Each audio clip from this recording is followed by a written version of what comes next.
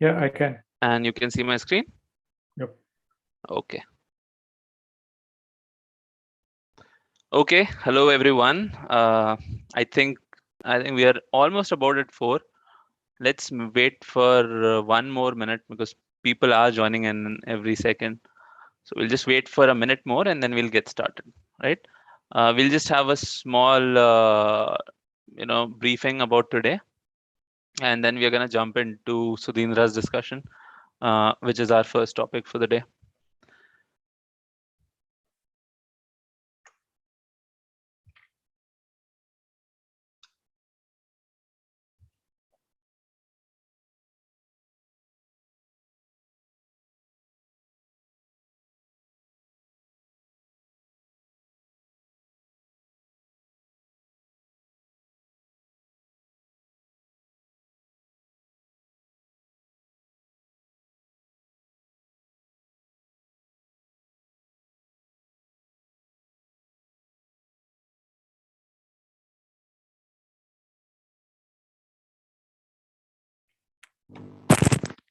Nishant, can you hear me?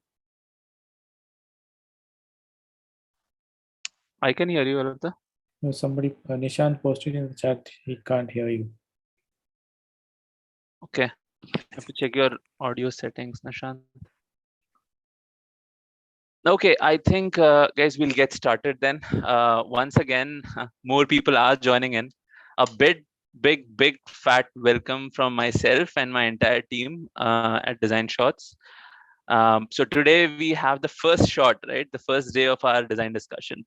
Um, just to tell you guys, this might be the first day of this design shot, but it is probably 80 odd days that this very small team has been working to, get everyone together, find out logistics, get the topics ready, all of those challenges.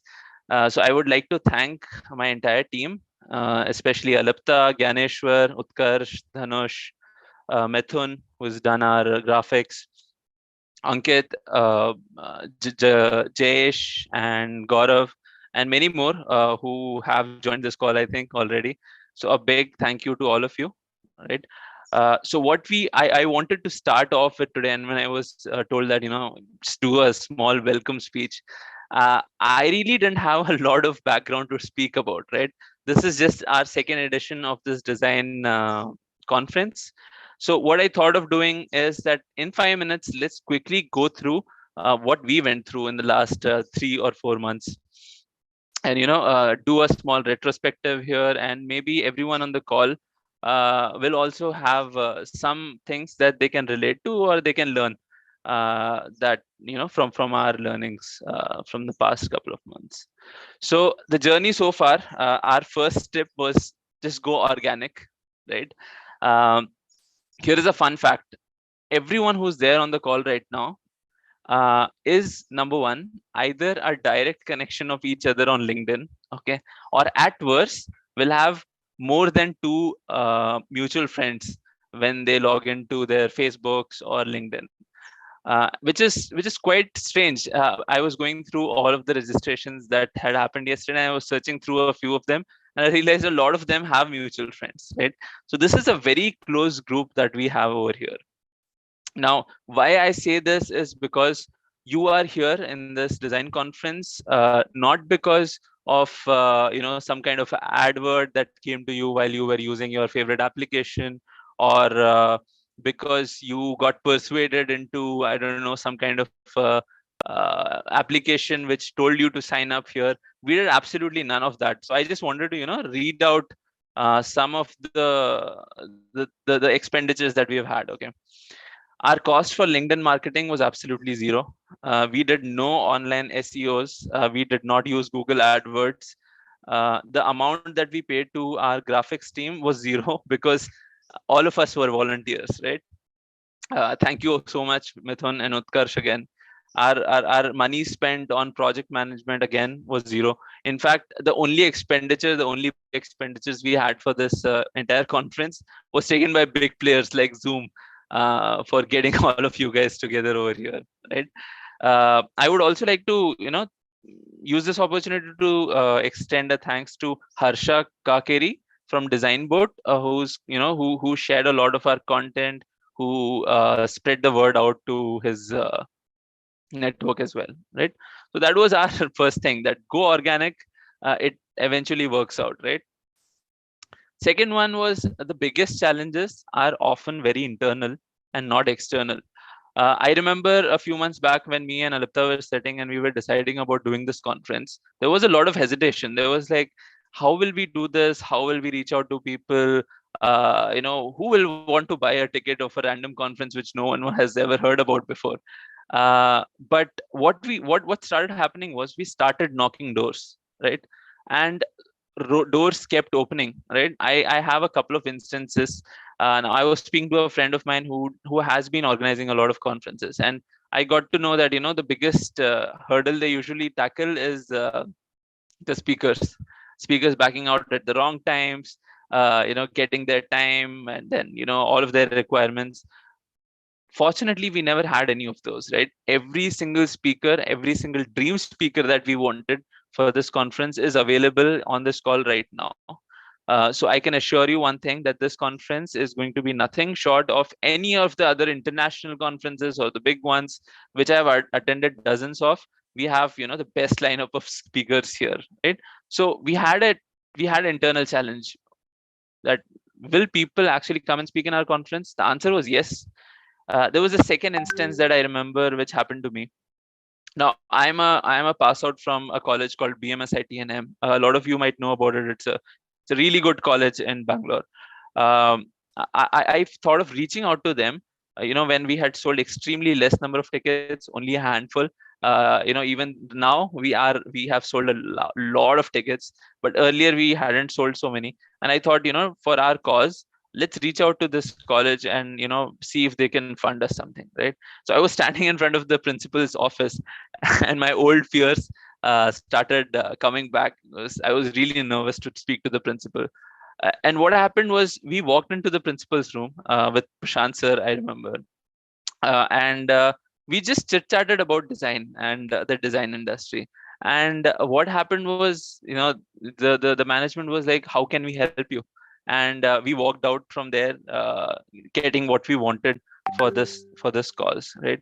I would like to thank on this Mr. Prashant from electrical department of BMSIT, the board of management at BMSIT, and Dr. Mohan Babu, who is the principal of BMSIT.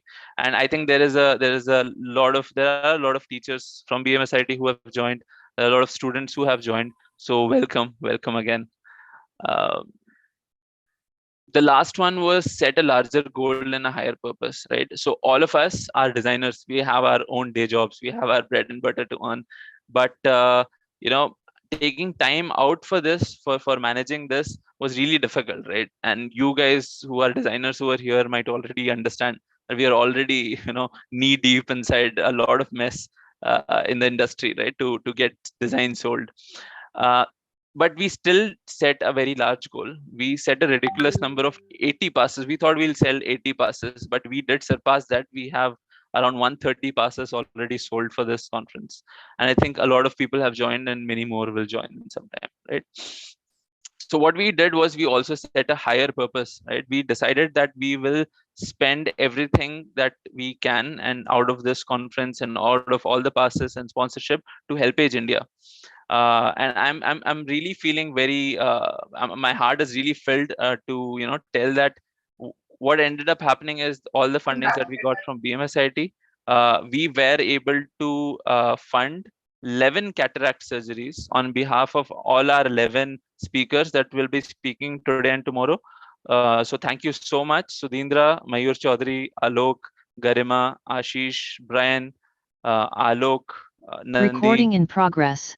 CS Sriram, Karan Kapoor, and Ashish Anand, and Prashant sir, right? So thank you so much. We were able to do this, and it wouldn't be possible without you. We've made a contribution on behalf of BMSIT and M and Design Shots. So this is just what we got from BMSIT.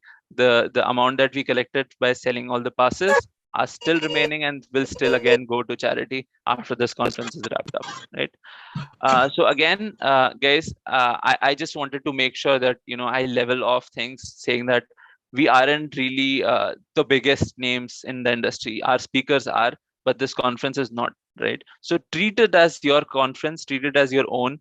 There might be issues in this conference. There might be people who will unmute. There might be technical difficulties. Please bear with us. Treat this as your own, and you will. I'm assuring you this, that you'll have a great time today and tomorrow with this conference, and you'll get to learn a lot. Some tips that I would give youngsters would be, grab a pen and paper, get all your snacks, and have a good time. I'll probably pass it to our anchor for today, Gyaneshwar. Are you there, buddy? Yes, I am. Yep. Awesome. So just take it from here. And again, everyone, thank you so much for joining and welcome. Yeah. All right. Thank you so much for that introduction, Zishan. Really happy to be the host for today, and I'll basically be moderating our talks for today. So just a little bit of expectations, setting a little bit of expectations, or giving a brief of what we're going to be doing. So there's going to be 4 design talks by our esteemed speakers, and it's going to be 30 minutes each. I will you can drop all your questions in the chat, and we will select a few questions for this. Take more questions, but it depends on the time. And we'll break for 15 minutes from 5:30 to 5:45. And we have a 1-hour panel discussions scheduled with our design leaders. And yeah, it's going to be great. So a little bit about me before I start off with the conference is that my name is Gyaneshwar, right? And I'm going to be the host for the day. So a little bit about me. I'm an associate senior user experience designer in Cerner. I know it's a mouthful, but yeah, I have previous experience working with startup incubators and startups in mentoring them with design thinking and product design and everything. So I'm really happy to be here, and I'm really happy to be in good company and in company of great design leaders and everything. With that said, now on to our first speaker, Sudhindra. So a little bit about himself before he can carry on. Sudhindra is the first speaker of Design Shots, and he's currently a design leader at TCS. He's an award-winning designer and a mentor with over 17 years of experience working with emotional design and building holistic design experiences. I'm so happy that Sudhindra is joining us. Thank you so much. And now over to you, Sudhindra. Take it away. Hey, thank you so much, Ganeshwar. It's really kind of you to introduce me. So yeah, I moved to TCS recently. I used to be with IBM. So a lot of people,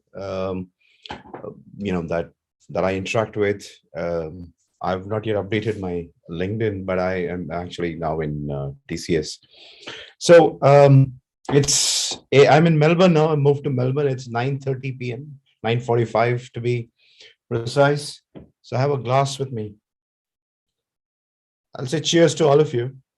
But this glass doesn't have wine or anything. It's just water. There's a bit of issue with my throat today, so I'm just having some warm water. So I'll still be sane and all that. So no, don't worry. Okay, great to be here. As Zishan said earlier, I mean, one of the most, so I've done several, presentations and speaking and so on, several of them. And probably this is the most fulfilling, along with a couple of others, because it is for a cause.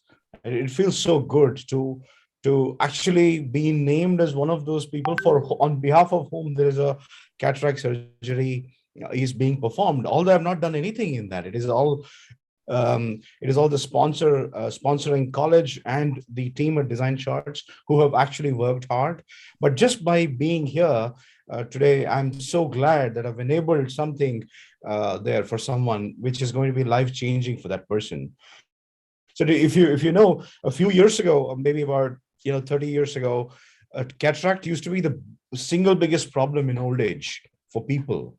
So today it's become much much more simpler, but there was a time when it was a dreaded disease. So so glad that some people are going to be having a life-changing moment with this particular thing. So it feels fulfilling, and for that and for just having me over, I want to thank the Design Shots team. Congratulations on your second edition, and I wish you all the very best. So let me share my screen and share a few thoughts around leadership by design. So if you can please enable screen sharing. It's not enabled. If you can just help with that, that'll be great. While that happens, I want to just give you a brief on what I'm talking about. Generally, in all my talks, what I do is I kind of come up with some loose principles, if I may, right? It's like a loose framework that we can use, and then I leave it to the audiences to connect the dots and then take it away.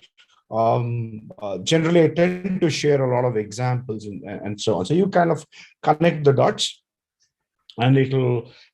In today's session, I'm talking about cultures, especially design-led cultures. I mean, design has become so important today that it is an imperative in organizations. It's not enough to have a few designers and then say, hey, okay, now we are all set. No, is your organization design-led?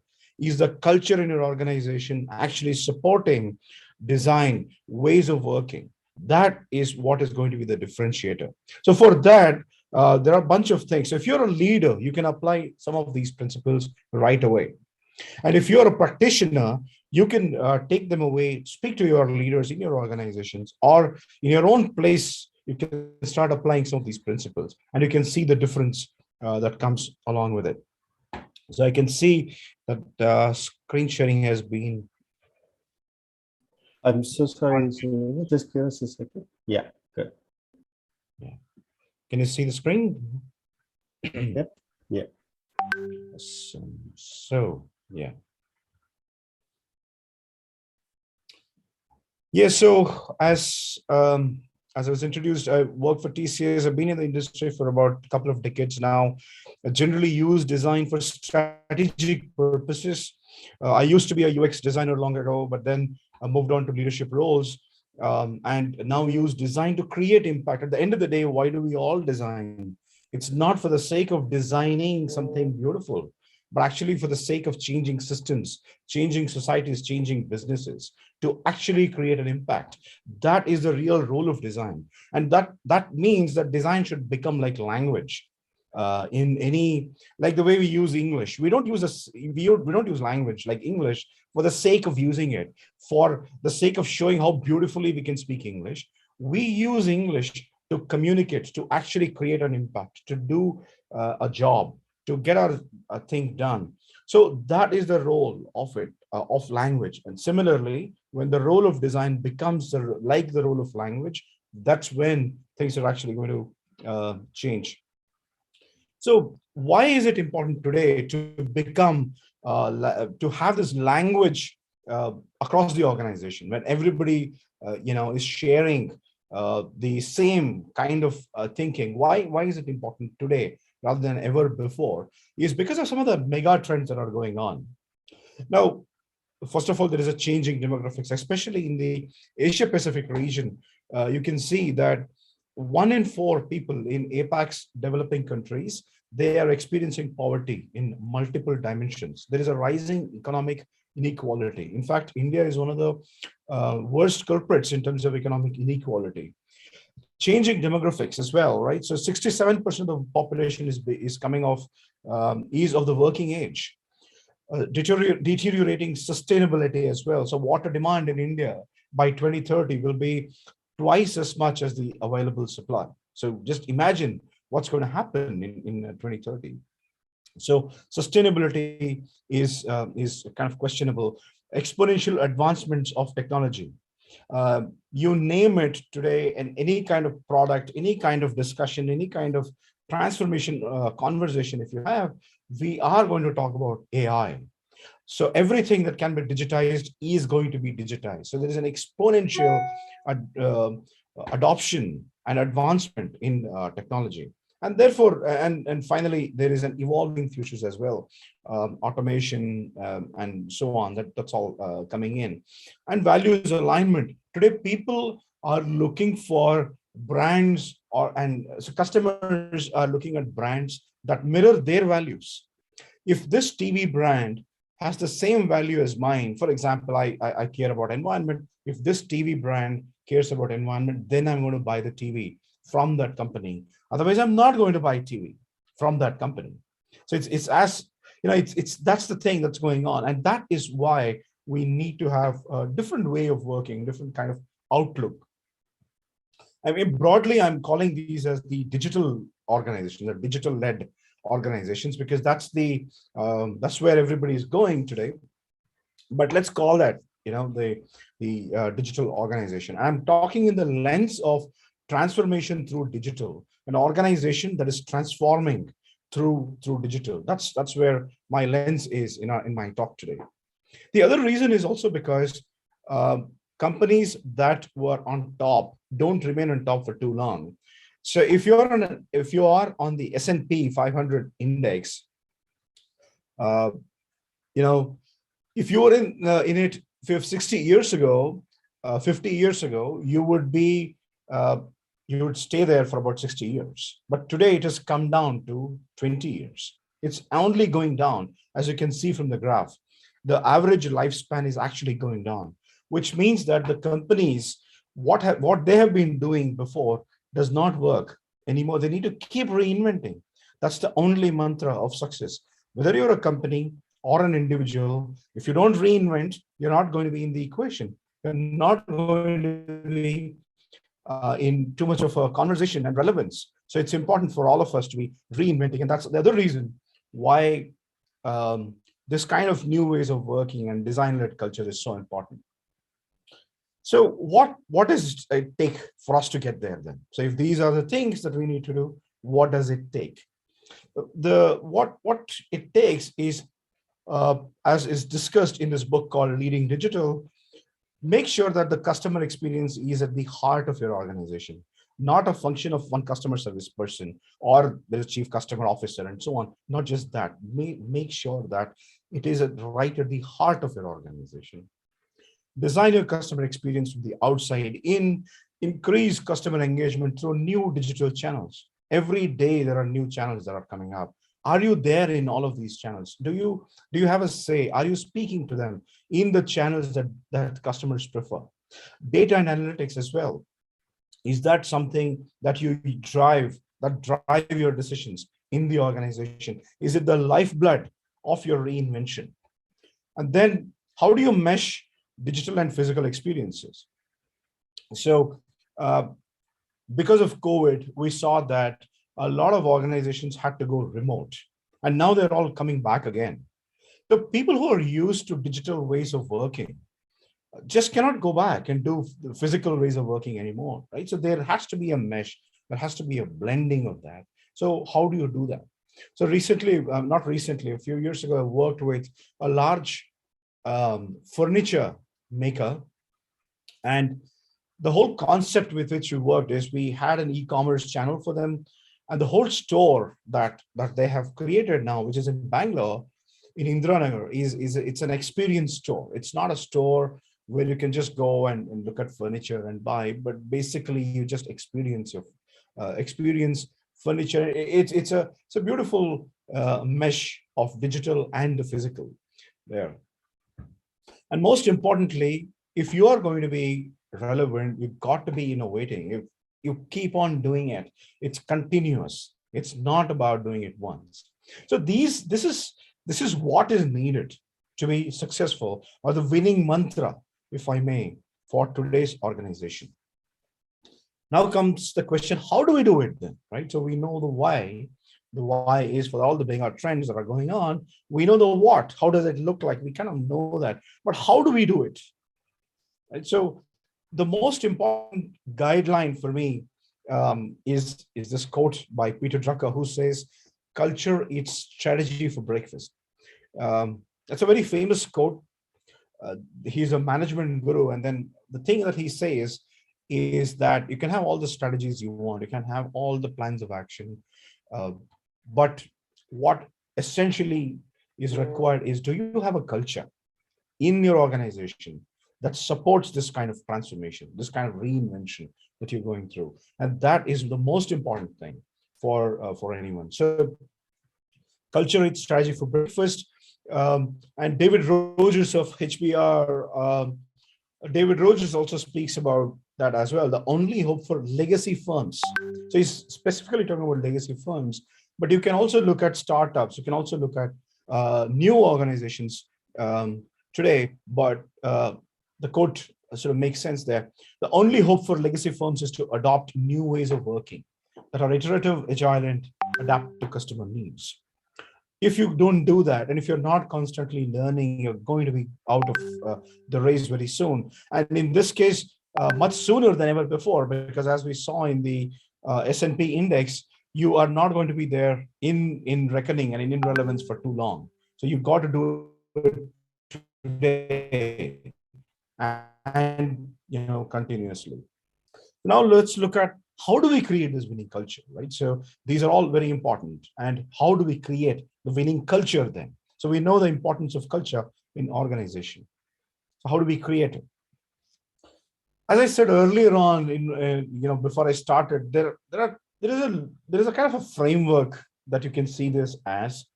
You can see these as principles, but essentially there are three aspects to a winning culture. There are more, but all of them, you can say is around these. The first one is communication. Are you communicating well? Are you communicating enough?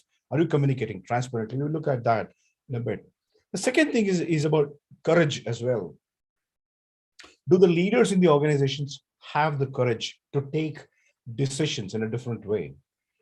Do they have the courage to empower employees much more than they've ever done before? So those are some of the things we will see in the courage aspect. And finally, all of these make sense only if it's continuous. How do you measure it as well? So we'll end the talk by also looking at what kind of measurements also we can do, but it has to be continuous. So with that, let's look at the first aspect of the winning culture, which is communication. So communication is super important, as is demonstrated by this beautiful example that I read somewhere.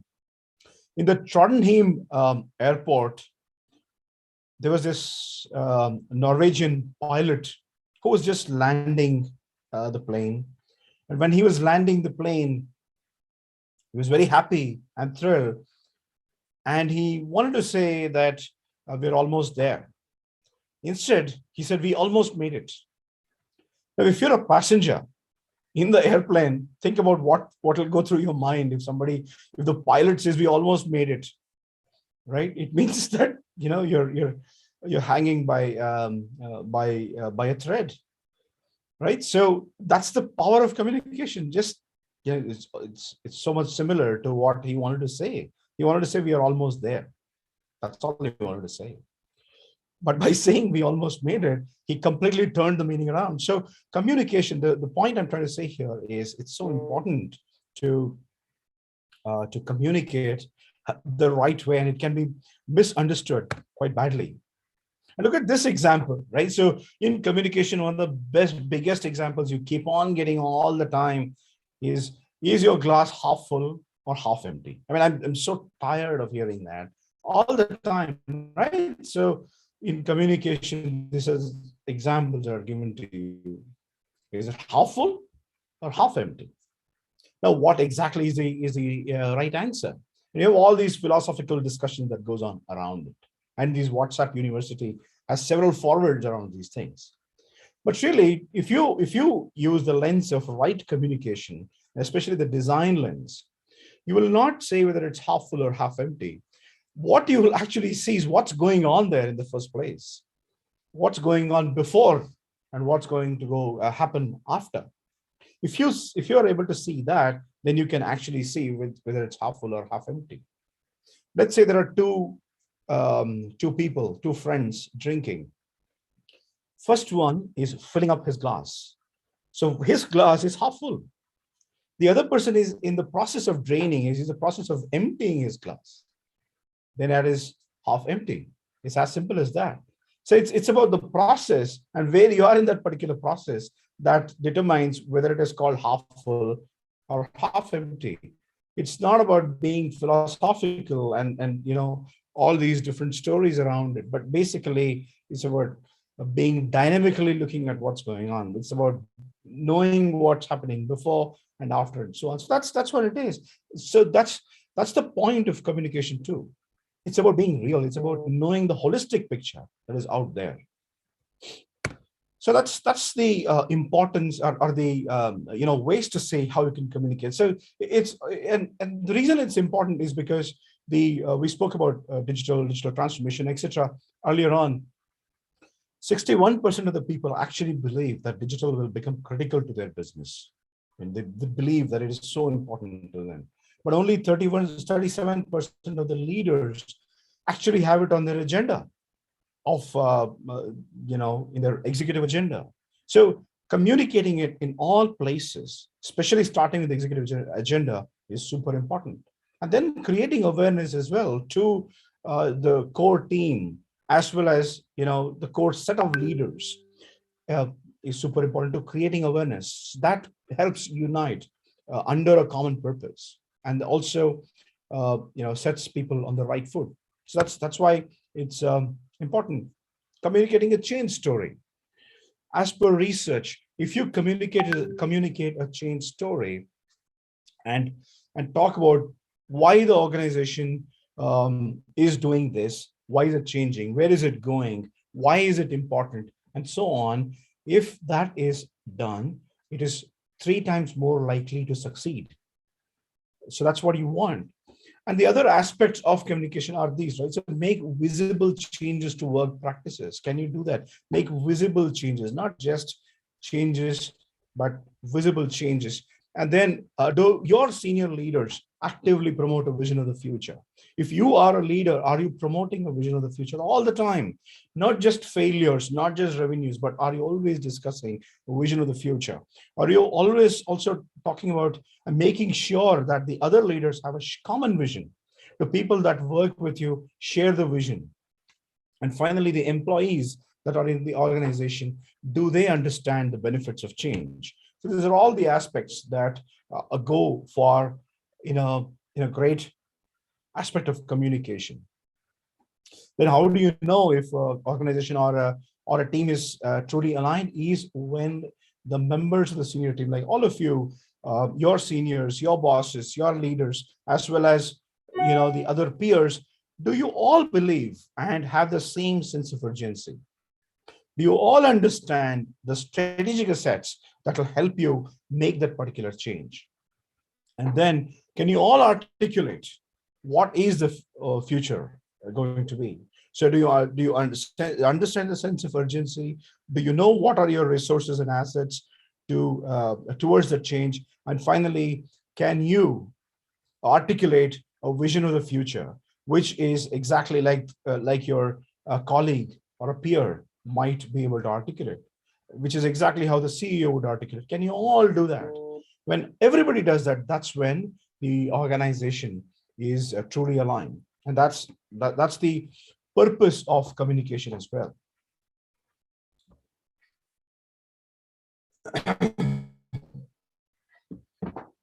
The point about is courage. Courage, especially courage, is so courage goes in 2 ways, right? One is the leaders having the courage to implement systems that are very different, that are proven successful, but are offbeat, which are different from how we've been doing things. That's one, from the leader's perspective, and from the employee's perspective as well.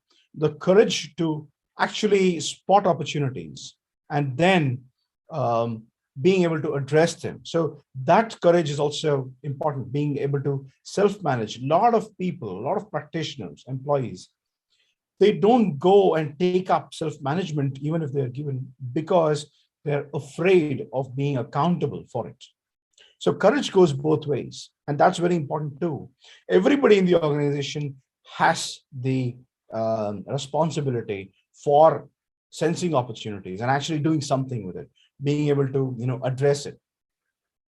But when you do that, you also have to be accountable. You've got to be holding each other accountable. It's not about a manager or a leader or some boss holding people accountable, but are you holding each other accountable in a team, for example? That's very important. The self-management, decision making as well. So that's the other aspect of courage.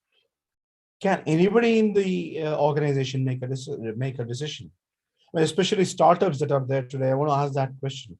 Can you, in the startup, make a decision wherever you are, whichever part of the organization, whichever hierarchical position that you are in?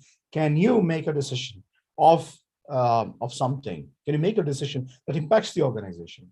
If you can make the decision, that means you're an organization that is already in the process of that particular change. Now, there is this example of this automobile company in which you can see this playing out. Here, this person, this employee here, you can see here, he has decided to buy a machine. So it's his decision. It's not about the CEO, but it is his decision. So what does he do? He first draws up the specs and goes to the engineer who works in R&D. And then to find out if future products have any kind of requirements and so on. So he just goes and consults another employee called Pete. Then he also sits down with the finance person called Jayla to just see if he is doing the right thing in terms of his calculations. Is his projection correct or not? So Jayla and Janet, they share their expertise with him. They're not making the decision. The decision is still his, but they're just giving him advice, whether what are the consequences of that. They're just giving him that point. And then he also consults with a lot of other people who are going to use that machine and take their advice as well. So after all of that is done, the decision is still with this person, just about any employee, in that organization. So it is his decision to make that call, whether he wants to buy it or not. If he buys it, he's accountable for it. If he does not buy, he's accountable for it as well. The point here is the processes and the conditions are laid out for him rather than spoon feeding him and saying, hey, do this or do that. So that's the courage that is needed in organizations to actually enable employees. The other thing is about values, right? So Zappos, which is very well known for their culture and values, what they have done is they have this kind of a offer, right? So if they're new hires, I mean, they spend a lot of time on hiring actually. They spend quite a bit of time to see their fitment. And after all that, if the new hire wants to leave within the first 4 weeks, they will pay them a $3,000 check. Why? Why would anybody want to pay people who are leaving? And that's where the values comes in. It's because the idea is it's better to leave early rather than staying on, and even for the company as well as for that particular person. Now, what this has done is this also shows the courage that they have and the pride that they have on their own culture, that people that are leaving is generally around 1 or 2%, and that's it. And that keeps on reducing all the time. So in fact, so much so that when they started this whole initiative, they started with $100. If you're going to leave in the first 4 weeks, you're going to be paid $100. And then it came down. The percentage of people leaving came down. Then they raised it to 200. Then they kept on raising it for today's current thing of $3,000 to actually show that even if the price is big, will people actually take that call or not? That takes courage from an organization. And The other example I have is that of Super Quinn supermarket, and their CEO. His name is Fugel Quinn. What he does is every single, I mean, he's no more, unfortunately, but what he used to do is when he used to be the CEO, he used to go around with 12 customers every month. He used to have a lunch roundtable with 12 customers every single month with 12 different customers.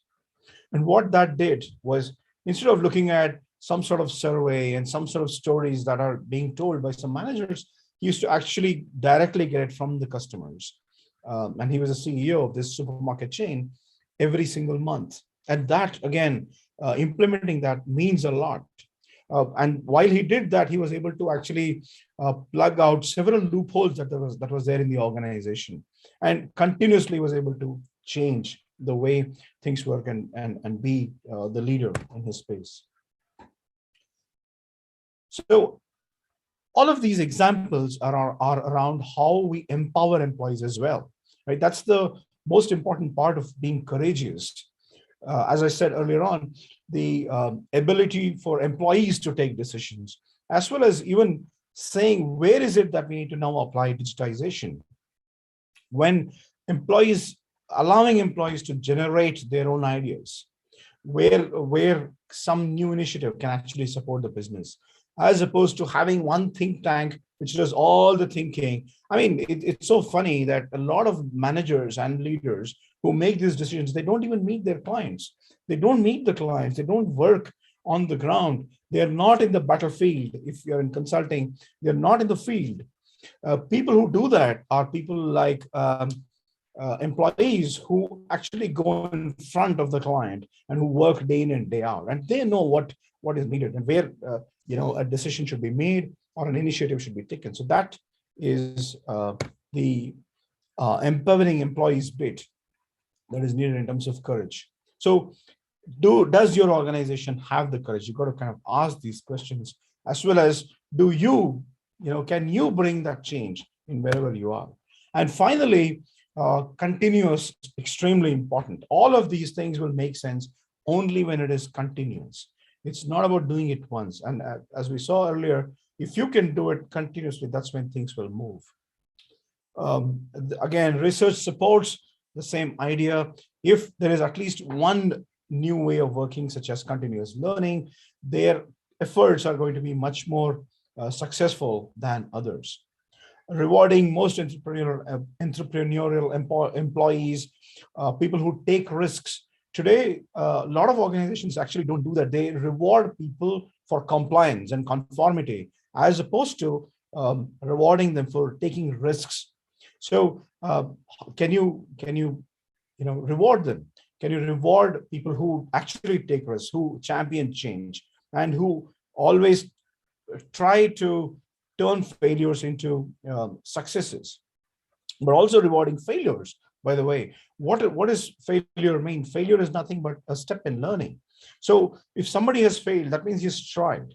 So that's the other thing as well, right? So in ongoing activities and projects, can a company look at continuously rewarding and continuously staying relevant? So staying current, from another book that it's called Why Digital Transformations Fail. So again, you can look at what are the ways in which an organization can stay current and stay relevant. So do you have a strategy to help the organization stay current? Is there a focused top management digital literacy program? Are you leveraging VCs in startups? Have you enrolled vendors, partners, and users to provide ongoing education? And have you explored creating open ecosystems to generate large numbers of innovative use cases? So all of these things, again, open ecosystems are such an important thing to enable these kind of transformations and these kind of cultures to thrive. When you have an open marketplace or open ecosystem where people can come in from different places, that is when you can learn a lot, with exchange from people. But how do you now measure all of these things, right? So now that you have probably a culture that's continuous, how do you make sense of it? Can you make sure that you're on the money all the time? You have ROI framework and metrics as well. This is from a PwC strategy analysis. So they have shared what could be a digital ROI framework and metrics as well. So look at all these different focus areas: customers, employees, operations, safety, infrastructure, disruption, innovation, and look at all kinds of metrics that you can measure so that you continuously innovate and continuously operate a culture that makes sense. For example, NPS, Net Promoter Scores, engagement scores, number of social media mentions, customer reviews, just-in-time inventory level, supply chain efficiency, number of privacy breaches, fraud losses, uptime, downtime, number of new customers and segments. So there are a bunch of things that you can actually look at to make sure that you're continuously relevant in your efforts to be a leader. So as I said, if you're a leader, please implement these. If you're a practitioner, if you're an employee, take away what makes sense to you and start implementing those, or at least have a conversation with your leaders to make this happen. So that's what I wanted to share with all of you today. Thank you so much, as I said, for having me over, and thank you very much. Thanks a lot. Thank you so much for the amazing talk, Sudhindra. That was really great to hear. So in the interest of time, if you do have any questions personally for this topic to Sudhindra, feel free to reach out to him on LinkedIn, and yeah, it'll be great. Thank you so much again, Sudhindra, for taking your time out and joining us in this conversation. It's really great to have you here.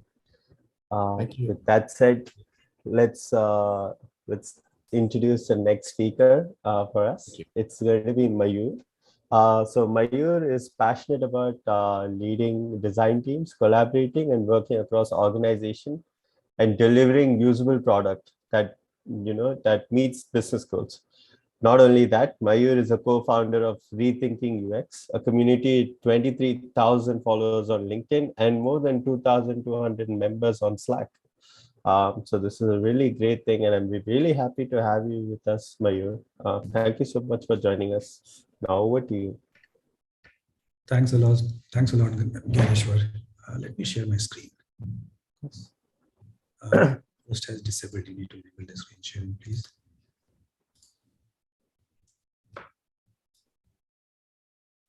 Are you able to share? No, I cannot. Just give us a minute. We'll have that resolved. Can you try now? Yes, I can. All right.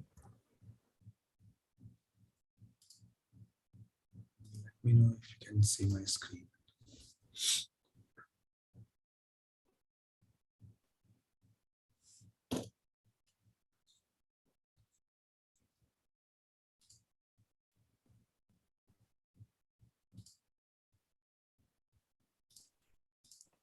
Are you able to share, maybe?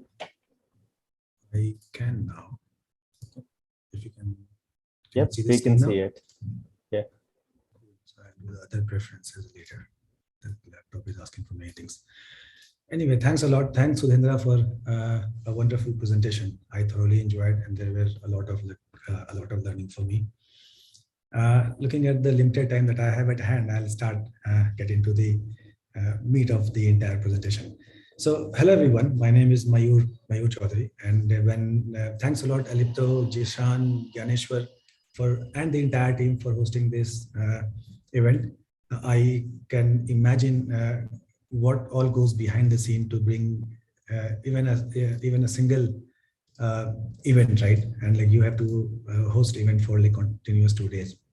So when me and Alipto, both of us were like discussing, okay, what should be the topic, right? And I thought, okay, let's skip product design this time, because I'm sure like there will be many design like leaders who will talk about this. And we thought, okay, we had like 2 topics in mind. One was going back to office, and the other one was building a brand. I'm not aware of the experience level of the audience, but I'll try to make sure that I should cater to every audience like that is there in this. Everyone who is there in this audience. It will be mostly towards building brand and why it is important. This is primarily to make sure, and like everything is all about pragmatic approach, what I have been doing for last few years. From my personal perspective, craft and molding your brand to become an authentic reflection of yourself will likely to be the most rewarding things that you will ever do. This presentation is an endeavor to guide you all to build authenticity, and in turn it'll also build a brand. Currently, I work for Myntra as a VP of UX design, and I lead a team of around 35 plus UX professionals. I'm also instrumental in public forums, and I am a firm believer that everyone should give back to community like this group is doing. I'm founder of Rethinking UX. We have Ganeshwar did mention 23,000. That was the information which I gave him last week. Today we have crossed 24,000 plus followers, and we have 2,400 plus Slack members. What to expect from this event, right? So what is brand? Why brand is more than likes? Where to build one, pragmatic approach, takeaways, and recommendation, which is from my personal experience.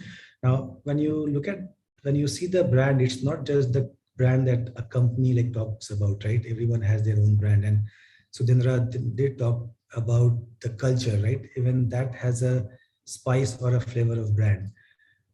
We will walk through the journey of why to build a brand, when to build, where, how, and the best practices. What I follow, like you are free to follow anything, but what has worked for me, I would like to convey those like learnings to all of you, so that right from tomorrow, like you can start practicing all of those, right?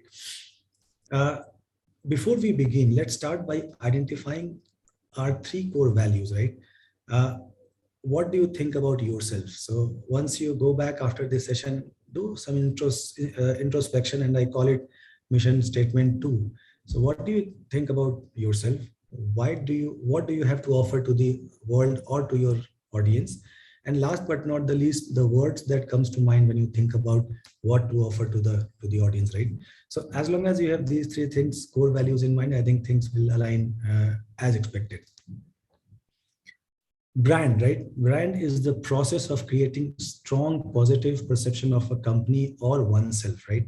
And when I say strong positive perception, it's not only to the external audience, it's also to the internal stakeholders. A personal brand is all about credibility, authenticity through your work, mindset, approach, and the way you collaborate and partner to different functions in your organization, and even like in the external forum.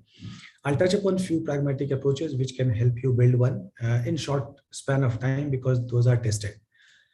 Now, building a quality personal brand means first acknowledging that nobody knows who you are, right? What we do is we join a company, right? And we believe, and with some title or with some salary, good handsome salary, right? And we think that, okay, things are done, everyone will know who we are, and because I'm in a good company. I think that is like not the case. It is just a small portion of your entire brand, right? And investing in a personal brand is the most valuable thing that you will ever do in your life.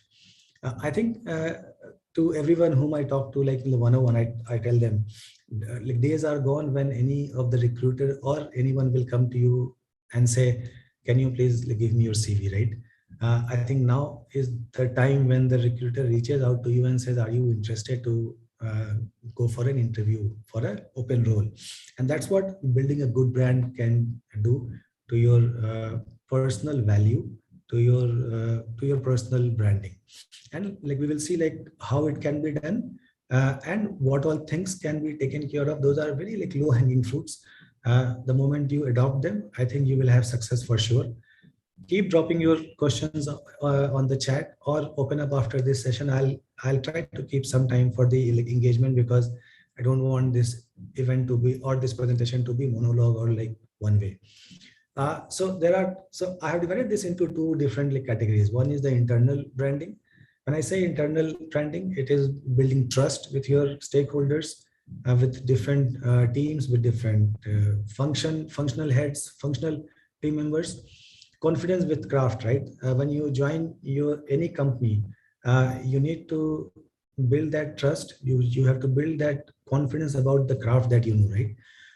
Cross-function partnership and collaboration, that also comes under internal branding, and building strong positive perception about yourself, that you are here to stay. Everyone can trust you, and if given any task, you should be able to sail through it. So that's what at a high level internal branding is all about. And when I say internal, it's purely organizational. There is other side to it, right? There is an external branding, which is managing your digital footprint. And the digital footprint is no longer a nice to have, it is a must have. Even now, when I have to look for a new designer to hire, or like someone I need to hire, I hit out to any of the social media. My preferred platform is like LinkedIn.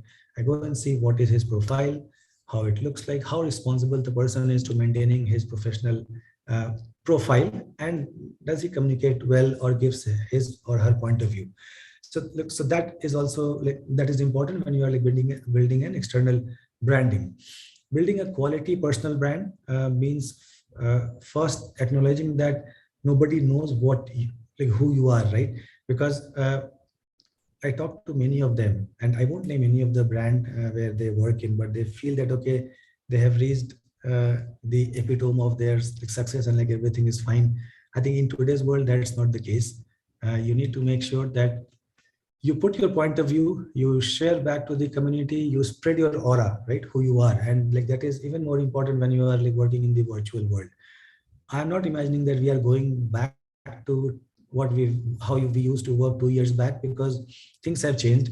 We will start working in the hybrid model, maybe 1 day a week, 2 days a week, or 3 days a week, and the life will go on for I think like next 1 year. Last but not the least, I think give it back to community, irrespective of any level or any title you own. That's where I think this community, Alipto and the entire team is doing. They have given a lot of effort for last 2-3 months, and like this is the way to give back to community. Let's like look into some of the approach and how we can move ahead. But because I assume that this cohort is UX designers, I think it is also important to know who owns the UX. Things are difficult for all of us as a UX designer, because everyone in today's world is contributing to UX design, right? Everyone has their own opinion, feedback, unlike data science, machine learning, AI, where the expertise lies only with the SME. Here in UX, everyone has their own point of view. So it is even more important that we should come strong as someone who knows what UX is, as someone who can build a better user experience for their organizational customers and consumer, right? Everyone has a point of view on how the UX can be improved, but in some way, we as a UX designer, we are also a gatekeeper, right? So we need to make sure that we own and we are there wherever there is a involvement or interference of giving managing the experience for the end consumer. Nonetheless, we also need to make sure that the emphasis should be on the impact of design and the behavior change, not just the final product or solving just the problem, right? Because that will be solving problem in a silo. Cultural change, right?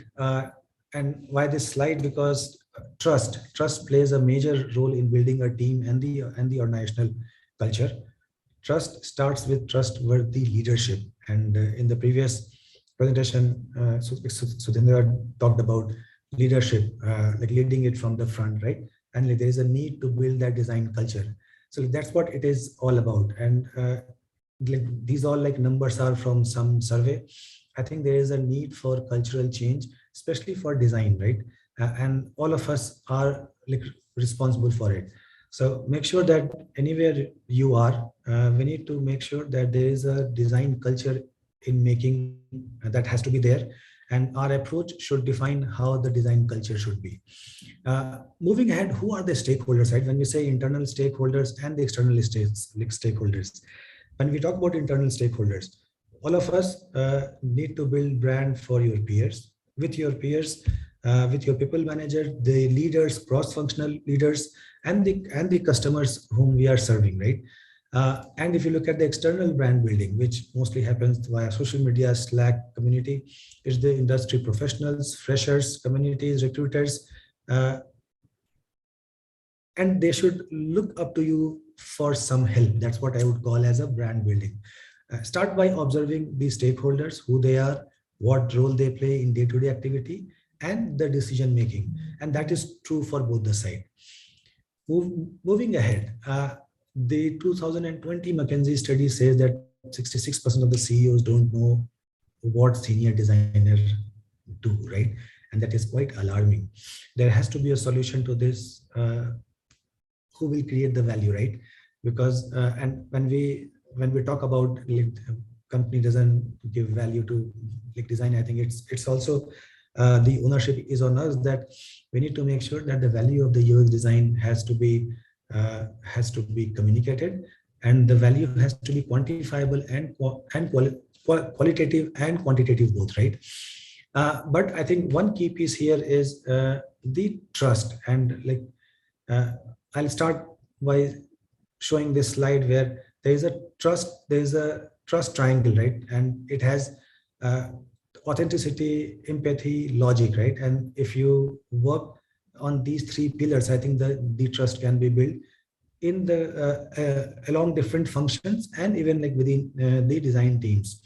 In today's world, most of the good companies or the matured companies, they have a design team more than 15-20 designers, right? And it is very, very important even for the leaders or anyone to build the trust, either up, top down or bottoms up. People tend to trust you when you believe that when they believe that they are interacting with real you, and that is like authenticity, right? You cannot fake anyone. And when they have faith in your judgment and the competency, that is called like logic. And when they feel that you care about them, which is empathy, right? We all talk about empathy. And there are two parts of trust building: one with the customers and the second with the internal stakeholders, right? So I think this diagram, this philosophy is very core, and like this is not a hat to wear because I'm a head of UX or someone is a senior manager or something. That doesn't define that the trust is there. It takes time to build that trust, like. But there is a way to do it, right? It is not easy, but it is doable. I think trust can't build overnight, right? Trust is consistency over time. There is no shortcut to either. And yes, trust has nothing to do with authority for sure.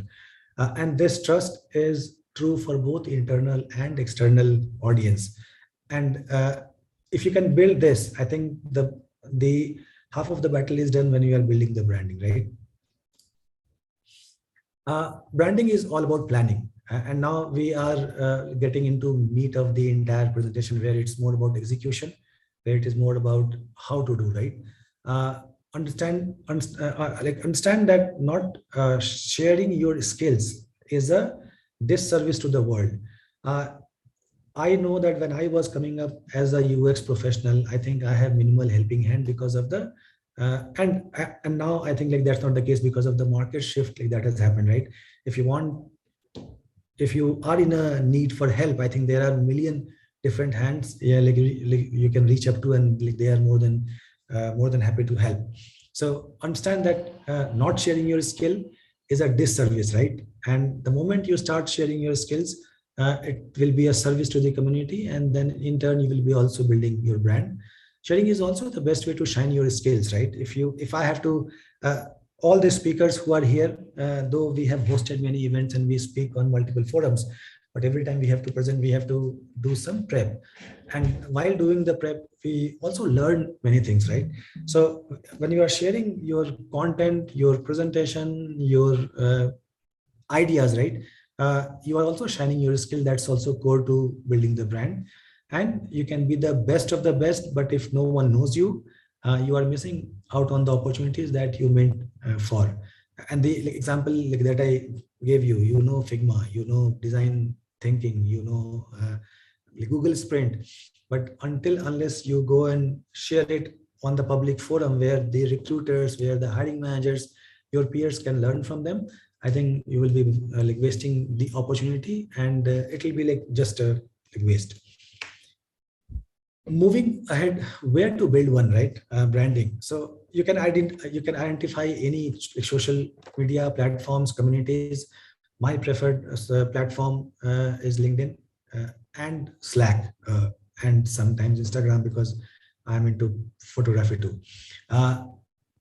I avoid Twitter, but that's not the case. There are bright folks over Twitter, but I am not a Twitter guy. But I think you can focus on one of the platform, build your brand over there, and then others which you can follow anyway. Manage with calendar, right? Plan in advance. If you look at this was 10 days back, my calendar for the month of December, right? Beyond that, when I have to post, what are the events where I'm speaking, what is the event where I'm hosting. I think you need to plan it in advance and see, and don't make it too cluttered. Give some breathing gap. I think you should be fine. Work on your content strategy. You don't need to be an English honors to convey your message, right? It's all about conveying your, it's the communication of conveying your idea, right? Make sure that there should not be a typo or spelling mistakes, but as long as you are writing for the for transferring your thought process, I think you are fine. Know your audience and expand your reach month by month. Be consistent. If you are from UX, product, user experience, try to have your content in these line, and as you grow in your career, you can expand your content, because the other person should also feel that you are subject matter expert on this, and this is not only the bookish gyan. Assess what works for you, optimize your approach. It is a learning curve every day. Even now, when I am managing the community and I talk to many of the folks, I learn on daily basis. I personally believe that I'm in this industry for last 23 years, right? And for me, it has taken 23 years to reach here. But the market is so smart. The folks now are so smart. They won't have to wait 23 or 20 years to reach where I am. It will be only 10 or 11 years. So I think there is a learning curve on daily basis. Make sure that you learn, optimize, improvise, and then test your approach, right? Few of the do's. There are more than 350 million professionals on LinkedIn, right? You cannot even imagine, right, how big the platform is. Now, to stand out, you need to pay great attention to creating a profile. 55% of the profiles or 60% of the profiles on LinkedIn, they are not complete. They're actually even only 50% complete, right? In this section, you will learn how to do that well. At least it has worked for me, and that's why I have put these slides over here. But if it works for you, go and try it out. And if it works, then do share with all of us. First of all, complete your profile. First one, claim SEO friendly URL, because when anyone searches, this URL comes first, then mayurchaudhary.com, right? I have seen many of the URLs are not SEO friendly. It is not recall friendly. If I have to tell you, okay, you can go and search Mayur Chaudhary, it will be easy. But if I tell you MAY-23 something, I think make it more meaningful. Grab that link for you, and it should be SEO friendly, and it is recall worthy. The other one is pick the right photo profile. This is not your Facebook or Instagram, right? This is your professional network profile, right? Good close-up headshot is good. That is professional, and that is where the first connect happens, right? So make sure that you have a good picture. If not, everyone has a very good cameras nowadays, right? After this event or the presentation, go and take a picture, put it there. It looks better.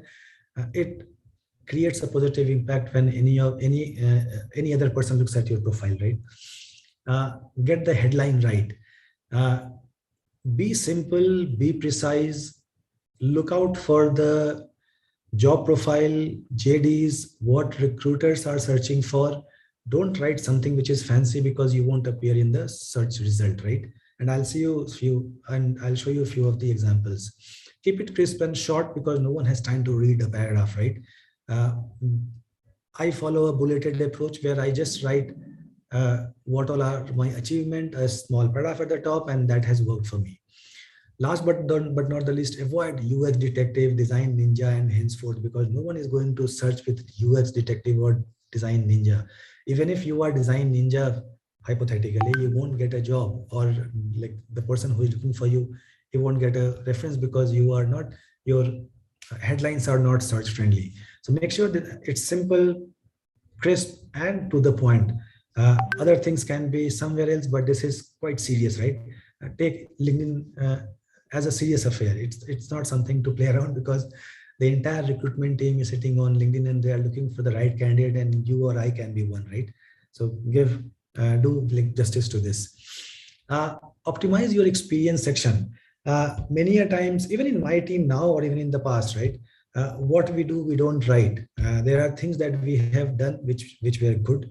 We have achieved something in our current organization. We don't post it. I think you need to optimize your experience section. There is a way to do it. 5 recent experience should be good enough. Just go and add it over there. I think that will help everyone who is looking or who wants to reach out to you for any kind of help. Keep it to 5. As you can see, there are 5, and Mintra I have joined 9 months, so I've kept it 3. I'll keep on improving on the number. Use numbers and data to emphasize your accomplishments. Don't just write paragraph, right? Many a times when I talk to everyone and I say, okay, why don't you go and write something? And whenever I talk to any of the UX designer, I make sure that to at least ask them to go and spread their aura, what they do, who they are, right? And they say, okay, we are not there yet where we can post something. And I think fear of posting and what will the audience speak is the first challenge that you have to overcome, right? You are writing not for the likes. You are writing to share what you feel about anything, right?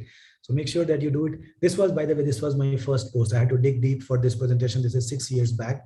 And you can imagine, you can see 1 like and there is no like. But I think if I would have stopped on that day that, okay, I won't post, I think I would not have matured as a UX professional by now, right? Every time I post something, I learn many things.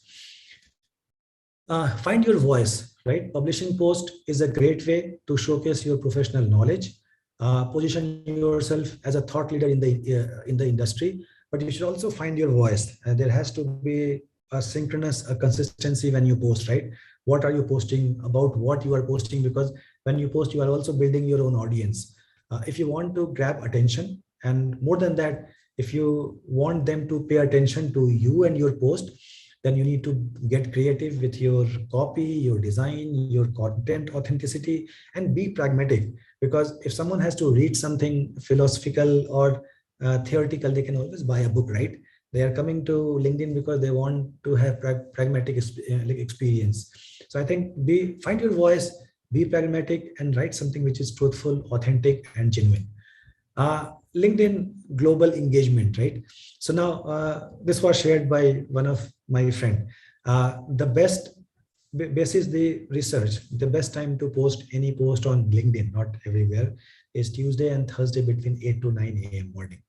I am surprised why folks share something at 10 p.m. I don't know, maybe it is like working for them, but the data says that Tuesday and Thursday are good days.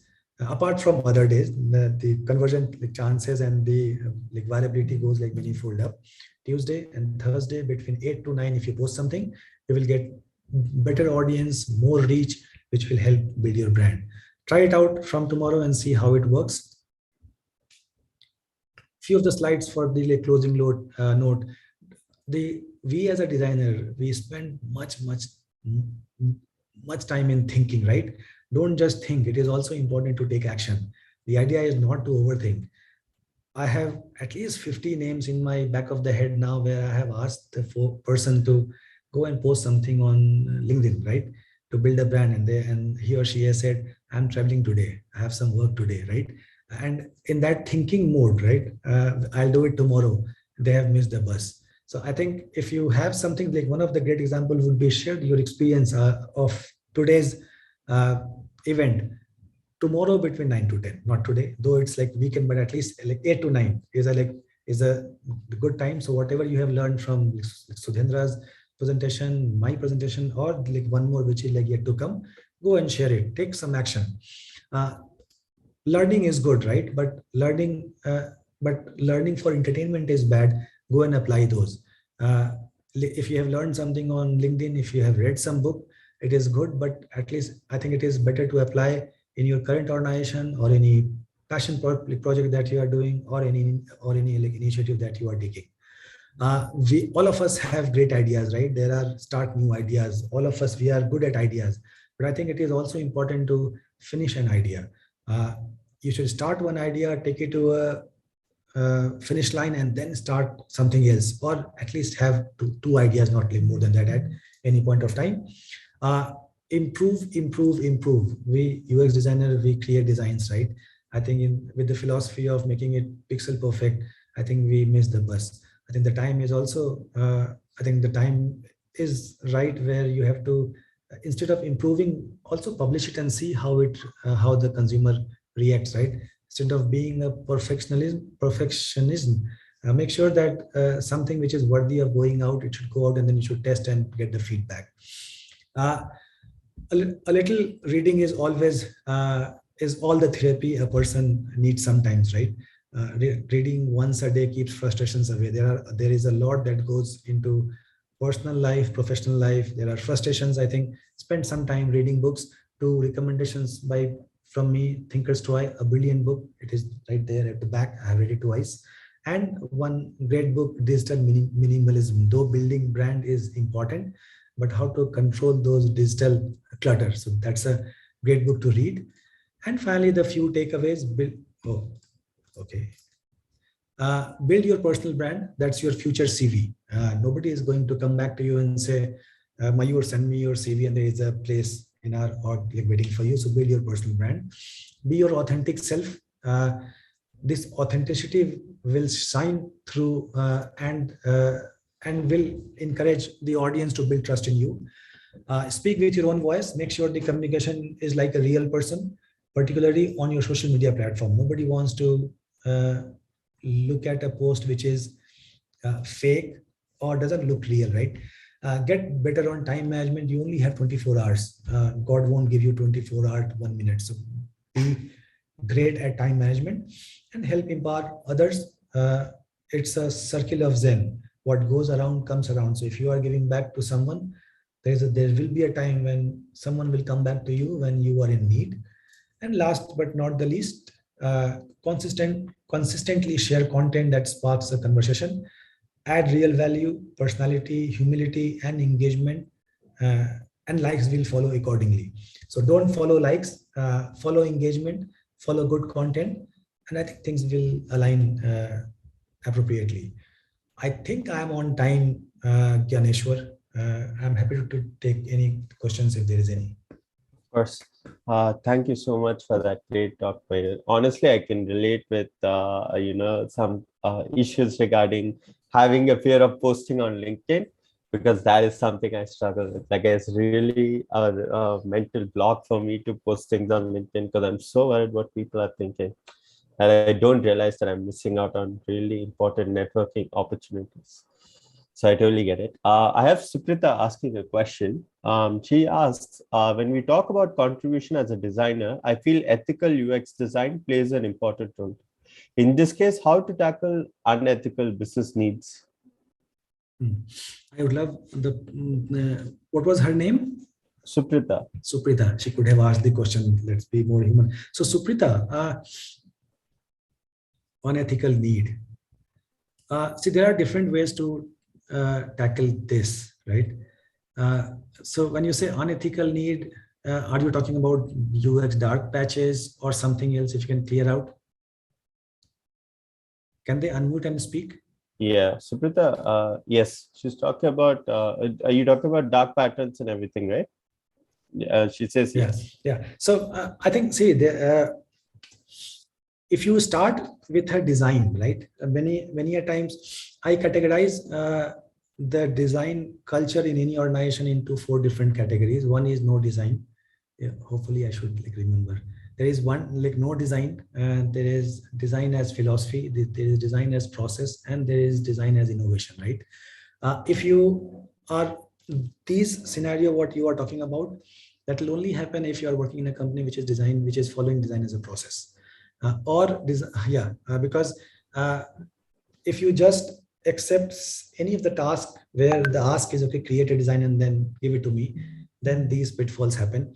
I think, and when you start as a design as an innovation, there's a proper documentation, and even the designer needs to evolve as a strategic designer, right? You will ask why, you will ask when.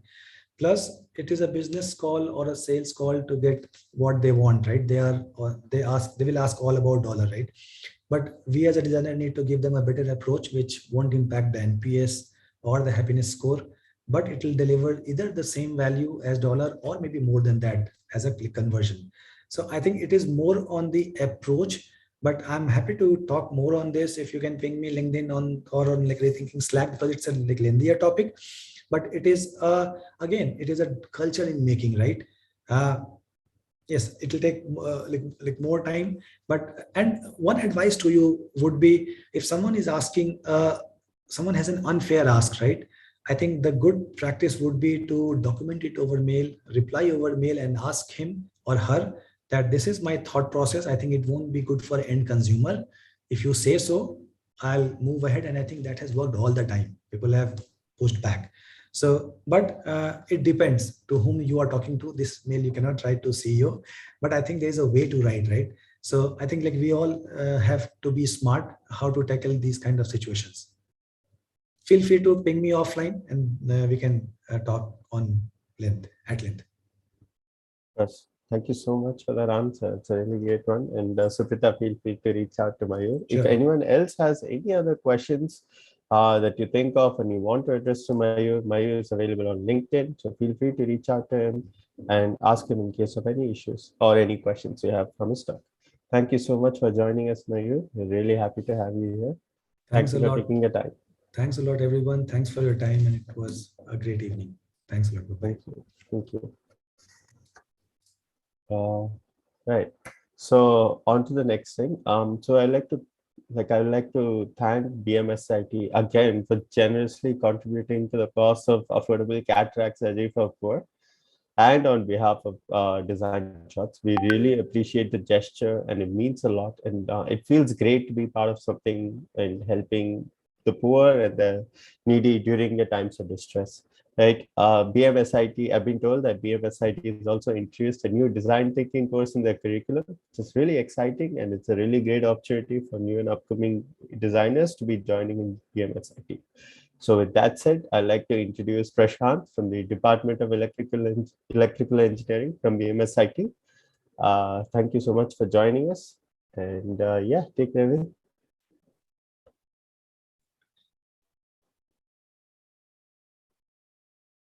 Is my screen visible? Yep, we can see a screen. Yeah.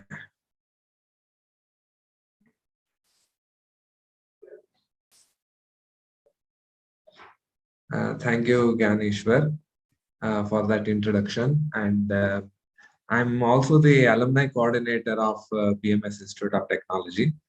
And we are proud of people and students like Zishan.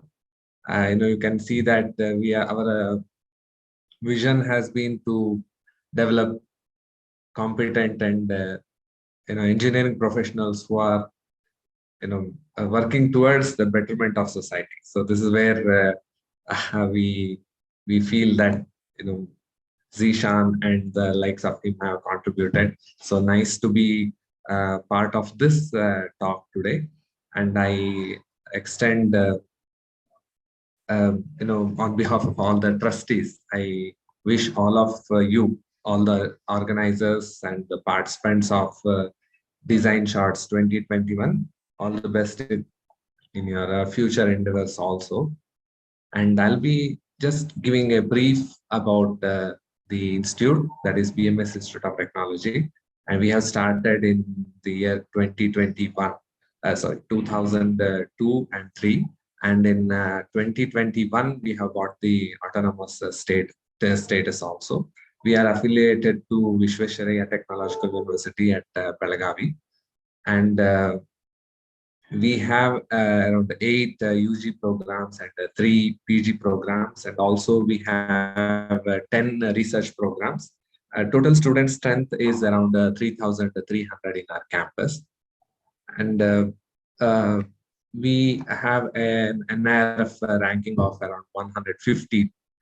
And our 6 programs in UG as well as 1 PG program is also accredited by the National Board of Accreditation. And in India, we are the first institute under AICTE to start a B program in artificial intelligence and machine learning.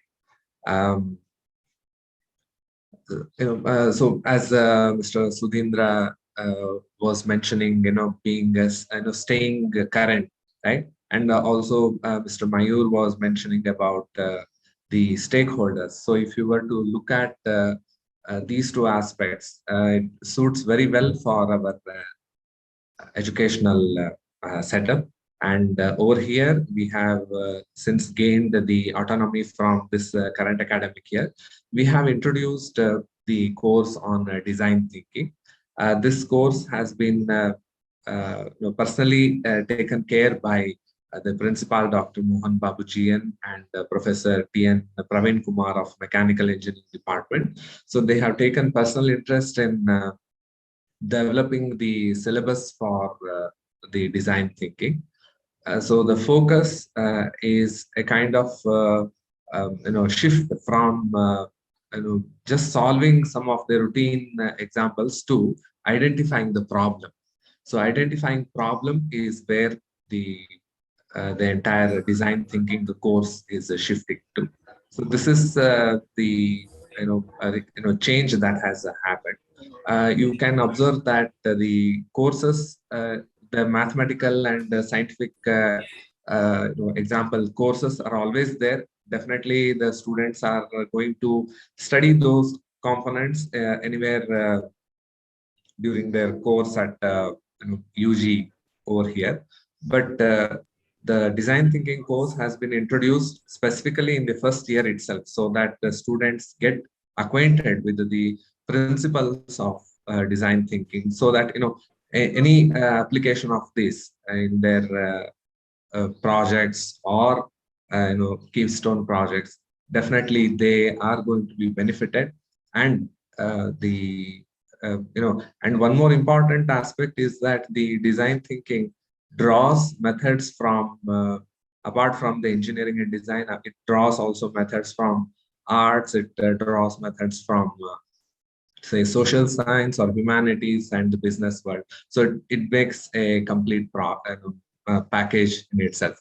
So this is about design thinking. So I thank for this opportunity, and I extend a very warm invite to all the resource persons who are part of the Design Shot 2021 to be to join hands with BMSIT in extending your expertise in the field to the current students also. Thank you, Ganeshwar. Thank you so much, Prashant. This is really great to know that BMSIT is starting a design thinking course. This is a new and very exciting opportunity for people who are joining engineering or technical fields to also get knowledge on that. Thank you so much for joining us, and I'd like to extend happy, generous welcome again, and thank you for contributing on behalf of us for the course. So now on to the next part. We're going to take a short 15-minute break. We'll be back again on 5:45, right? So use this time to socialize with people on the chat. Use this opportunity to network with your other fellow participants, Recording stopped. Participants in this conversation, in this conference, to network, or if you want to take a stretch or have a little tea break, use this as your time, right? I'll see you back in 15 minutes. Thank you so much for joining us. Let's see you at 5:45. Thank you.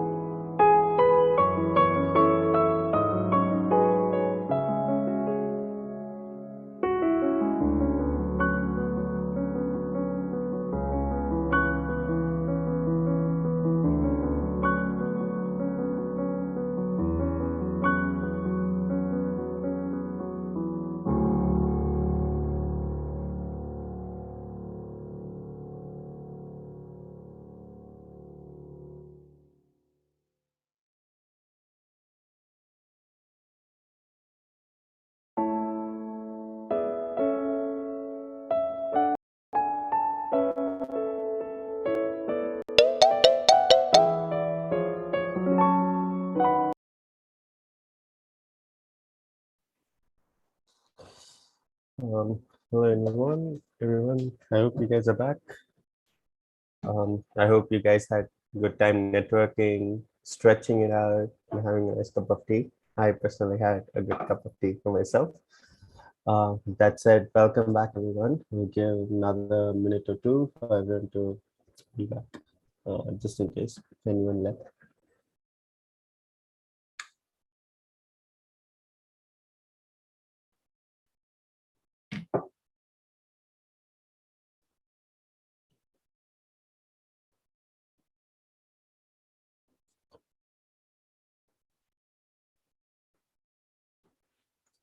Okay, so I hope all of you guys are back. With that said, I'm sure you guys are already warmed up for the next speaker we have in our design shots. It's Alok Kumar. So a little bit about Alok Kumar before we get started and hand it over to him. So Alok Kumar has like close to 17 years of industry experience with expertise in design leadership, product thinking, deep user research. Before Vedantu, Alok Kumar had an impressive portfolio working in design for Walmart, Bluestone, Microsoft, Magic Bricks, and Moonfrog. So he's also a co-founder of Rethinking UX and a very Rethinking UX, which is a passionate product thinker community. So I'm so happy to have you with us, Alok Kumar. I'm really happy to have you with us. With that said, hand it over to you. Take it over. Recording in progress. Hey guys, well, thank you so much. Thanks for inviting me, and thanks to the Answers team and Alipta for having me here. With that, I'll start sharing my screen first. Let me know when you guys can see my screen. Okay.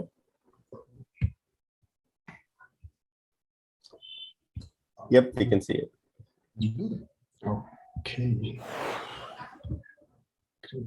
Go to slides or mode. Cool. Okay, guys. So thank you so much for inviting me, and thank you so much for joining this. And today I'm going to talk about primarily about design culture in a startup. Since I've worked for a few startups, few corporate world as well, so I can say a few of my own experiences about startup, what I've gone through. There could be a lot of conflicts for sure, because it's more of my own experience versus what reality is and versus what you guys are feeling in your world. So with that, let's go ahead. Before that, I'll be introducing myself. I'm Alok Kumar. I'm Director of Design at Vedantu, which is an edtech startup. And I'm also the co-founder of Rethinking UX. That's one of the community of UX and product people, which is leading on LinkedIn and Slack with 25,000 plus members. And the goal is that just to build a great community to learn and share and learn and grow kind of stuff.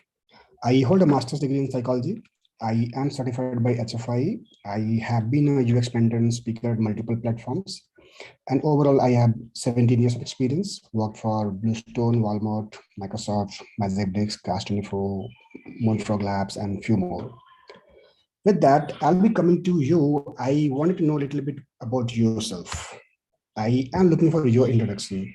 Since I can see we are around 60, 70 people, pretty difficult to get your introduction. So what I'm looking from you people, can you just write that, are you part of a startup or are you part of a corporate? I know it's pretty difficult nowadays to define the startup, but I'm sure you might be have developed and understood what exactly and where you're working on. It's a startup or a corporate. Can you please just write in the chat that so that I can get an idea about startup versus corporate? I can see one from Jisam, startup trying to be corporate. Great. Corporate. Good to write the name of the company, right? So you figure out yourself, like IBM is like what you decide. Great. I can see a lot of corporate coming here, few startups. Great. Nice, good. So I got a sense of it's a mixed kind of people with startup and corporate with your own definition of startup and corporate. So with that, I'll be moving ahead and I'll be talking more about startup today.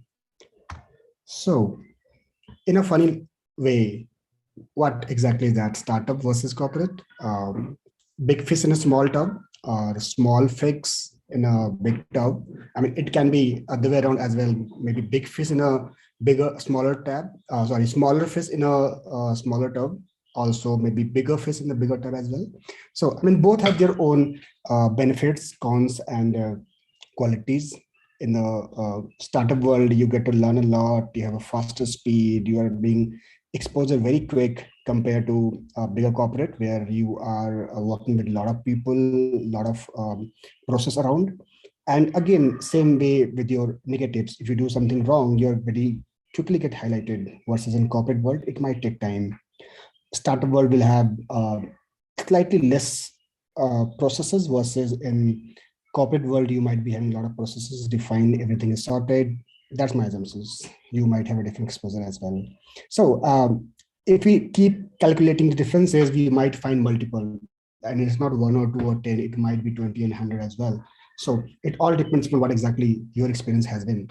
So I'll not be going to differentiating corporate versus corporate versus startup world. With that, I'll just move to few of my experience with startup world. In startup world, I've been seeing a lot of people cribbing about not having a process.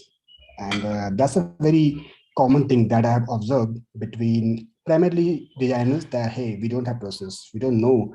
PM is not coming with the right requirement. They have not done the research. They're not giving me enough time. Things are not systematically arranged in right manner so that I can give my output in 100% right manner. That's been happening very fast. But did you ever try to understand that, is it really no process? Or is there some process that maybe you need to adapt to, we need to learn, or you need to maybe figure out yourself or your working style? Or if there's really no process, what exactly you're doing here? Are you doing something to get there some process or no?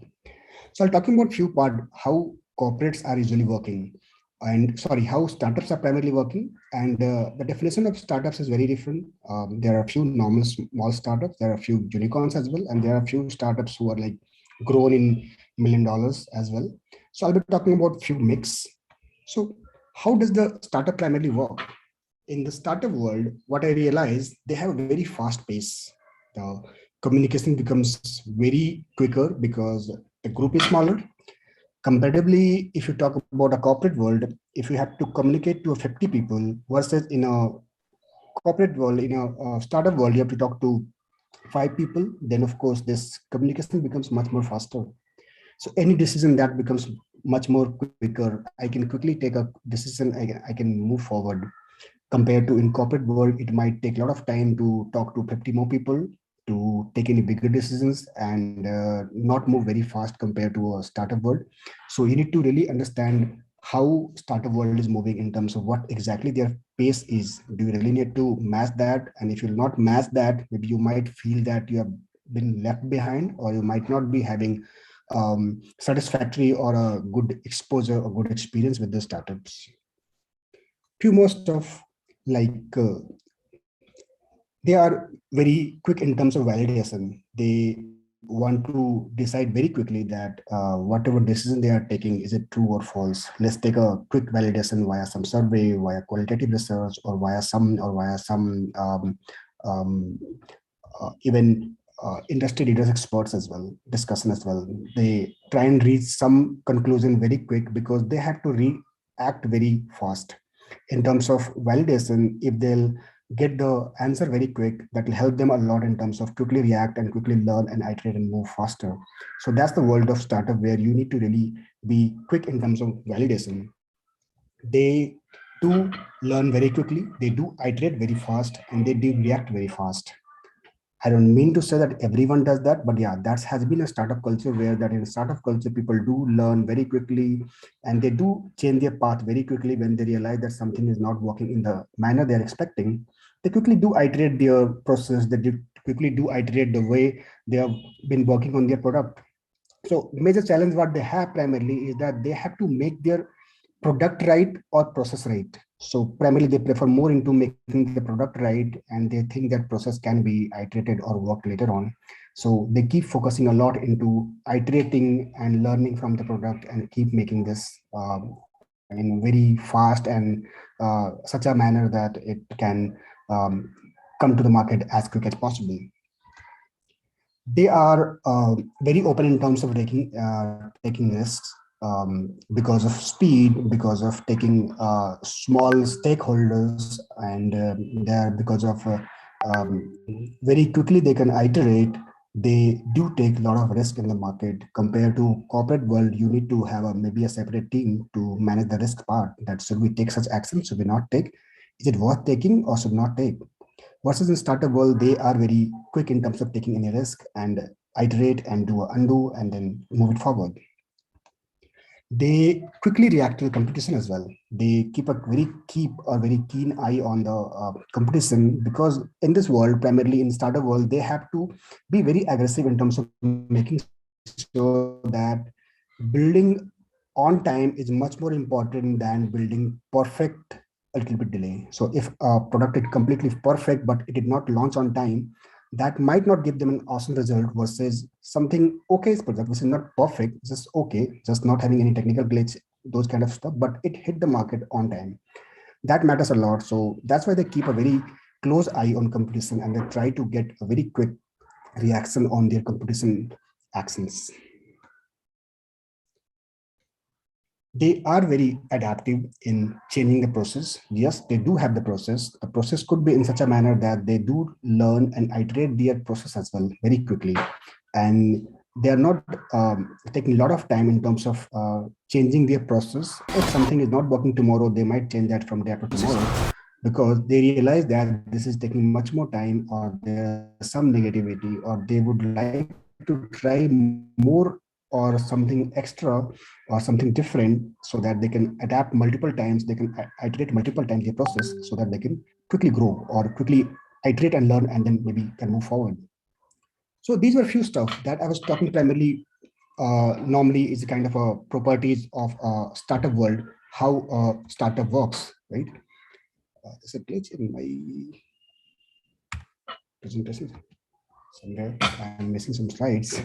Okay, so I was talking about primarily in startup world. These are few qualities. That's how a startup world works. So what exactly a designer need to do over here? In this case, if I have to survive in a startup world, if I want to enjoy my startup world, what a designer need to do? Is the cribbing okay? Is the cribbing the solution? Because people do crib, but you can find the solution or you can adapt. So what exactly is the expectation from a designer? That I'll be talking about, or maybe I'll be sharing few examples where I felt that worked for me.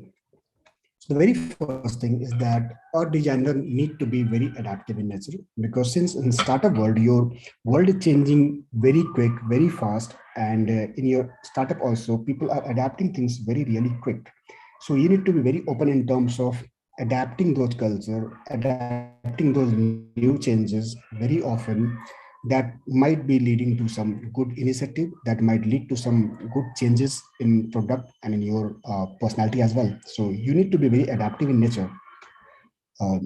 You need to do some research. That is better than no research. It's a very old and famous saying that you must be doing some research, which is better than no research. And the challenge what we get from a startup world, that hey, I don't have time, I don't have budget, and I mean, my managers or from stakeholder which is coming from top is not giving me a time to do some research. But what do? Should I just crib about that and should I continue without a research, or should I find some way to do some research, which is better than no research? So in a very practical manner, what exactly we can do if someone says that, hey, I don't have 5 days, I don't have 10 days for research. What do I do in 2 days? What can I do in 1 day? Few examples. You must do your competitive analysis.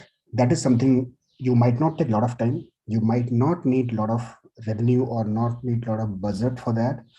This is something you must do for all of your project. Make a list of all your competition. Quickly spend time on analyzing what exactly they are going through, what they have done, what they have not done. Analyze your competition's experience, not just look at their UI. Also, try to understand their pain and joy, what exactly is working for them, what is not working for them. Try to reach out to few competitors, users. That is pretty, I'll say, difficult one, but yeah, you can try, because in this digital world, you can really find out people from social media, from Play Store maybe, and a lot of ways are there, so you can find out your competition's users as well. That might help you understand the pain points and joy of your competitions. You must read the Play Store reviews and social media comments of your competition, because that will tell you the real story, how exactly their users are feeling, how exactly their customers are feeling, and that will give you a lot of idea about what kind of stuff is work. So as a designer as well, you must go and read about these all comments, all these reviews.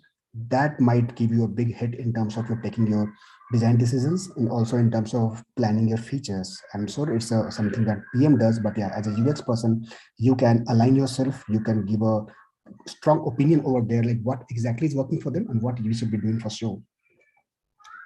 Next is sprint. This is something known to everyone. This is not a new stuff. Sprint in 5 days, written by Jack Knapp, is something kind of uses and Google kind of promotes. So this is an awesome thing that we must be doing, right? I mean, it's a 5 days, bringing all the stakeholders in one room, 5 full day, and coming to some conclusion, right? But in startup world, 5 days, all the stakeholders, full day, completely impossible, right? I mean, how do you convince your stakeholders like CEO, head of product, tech head, QA head, and then UX head to come in a room for 5 days, full day? Simply impossible, right? So if you go in startup world, can you find some other alternative? Try to reach it somewhere. All I'm trying to say is that do something. Let's not leave it completely. So how we can do something? So I have an idea that I do practice in my system. I do sprint in 3 days, and I'm not challenging here Jack Knapp that, hey, you have done in 5 days, I can do it in 3 days. No, it's not. What I'm trying to say, let's do some research compared to no research.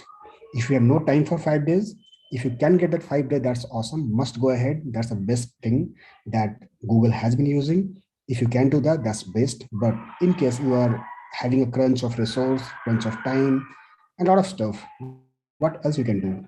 So what you can do in day one, you should spend time in problem and persona understanding. Try and deep dive the problem, try and understand your persona, who exactly is your user, what exactly are the challenges, what you know, what all data you have. Just spend that day, one particular day. And where I'm saying one day is not a one full day. You might spend even a couple of hours just to understand, depends upon what kind of and how deep your problem is. Accordingly, you can plan day one, where you spend time just deep diving your problem, deep diving your persona, trying to understand what do you know, challenge your own understanding, do read out your research data. Then second day, you move to solutioning part. Try and do some rough sketches. You might discuss as well. You might note down as well whatever weather solution you think could be right, and try and do some wireframe and some prototyping without coming to some conclusion. Just it's like keep diverging, keep making a lot of ideas, keep coming with a lot of solutions without thinking about how do we come to the final conclusion. And then the third day, you must spend time in feasibility check. Have your dev and add multiple constraints from the business side, from the PM side, that, hey, if I have this constraint, will this solution work? No, check it out. Come to the next one. What else? So that way it will be helping you in terms of coming to a conclusion or converging your ideas in terms of coming to some very close to a good solution. I'm not saying that the solution could be the as best as what you do or what you get from the 5 day sprint, but all I'm trying to say here that this way you'll at least align your all the stakeholders, you'll come to some conclusion, you'll do some brainstorming, and you'll get some crux of your what exactly you're trying to achieve versus not doing anything and sitting in silos and trying to solve a problem as a UX person. Here, attendees should be your UX designers person, product managers, dev, QA, and stakeholders.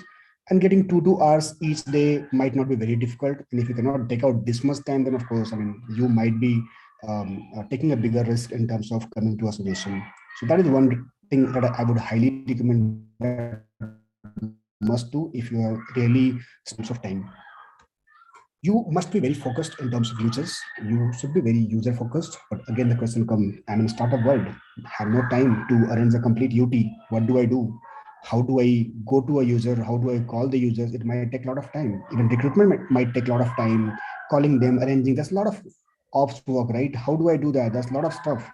If you can do that, that's best. Of course, that gives awesome results for sure.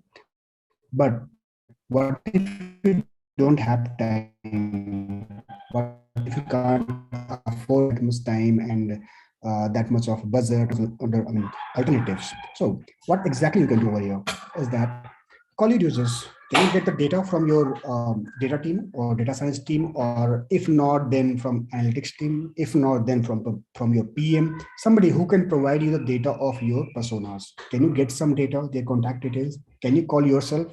Can you just spend your time to talk to few of your users, try and understand and talk to them about the problem you're trying to solve, maybe to validate your problem, or maybe to understand what exactly they are looking for? Does that make sense? So all I'm trying to say that try and spend some time with your real user, try to get some data from your real users, try to get at least 5 to 7 users, talk to at least 5 to 7 so that at least you get some glimpse of versus not talking to user at all. Try to find users on social media in case you are not having any data, you have not having mobile number of your users, you might find users on social media as well.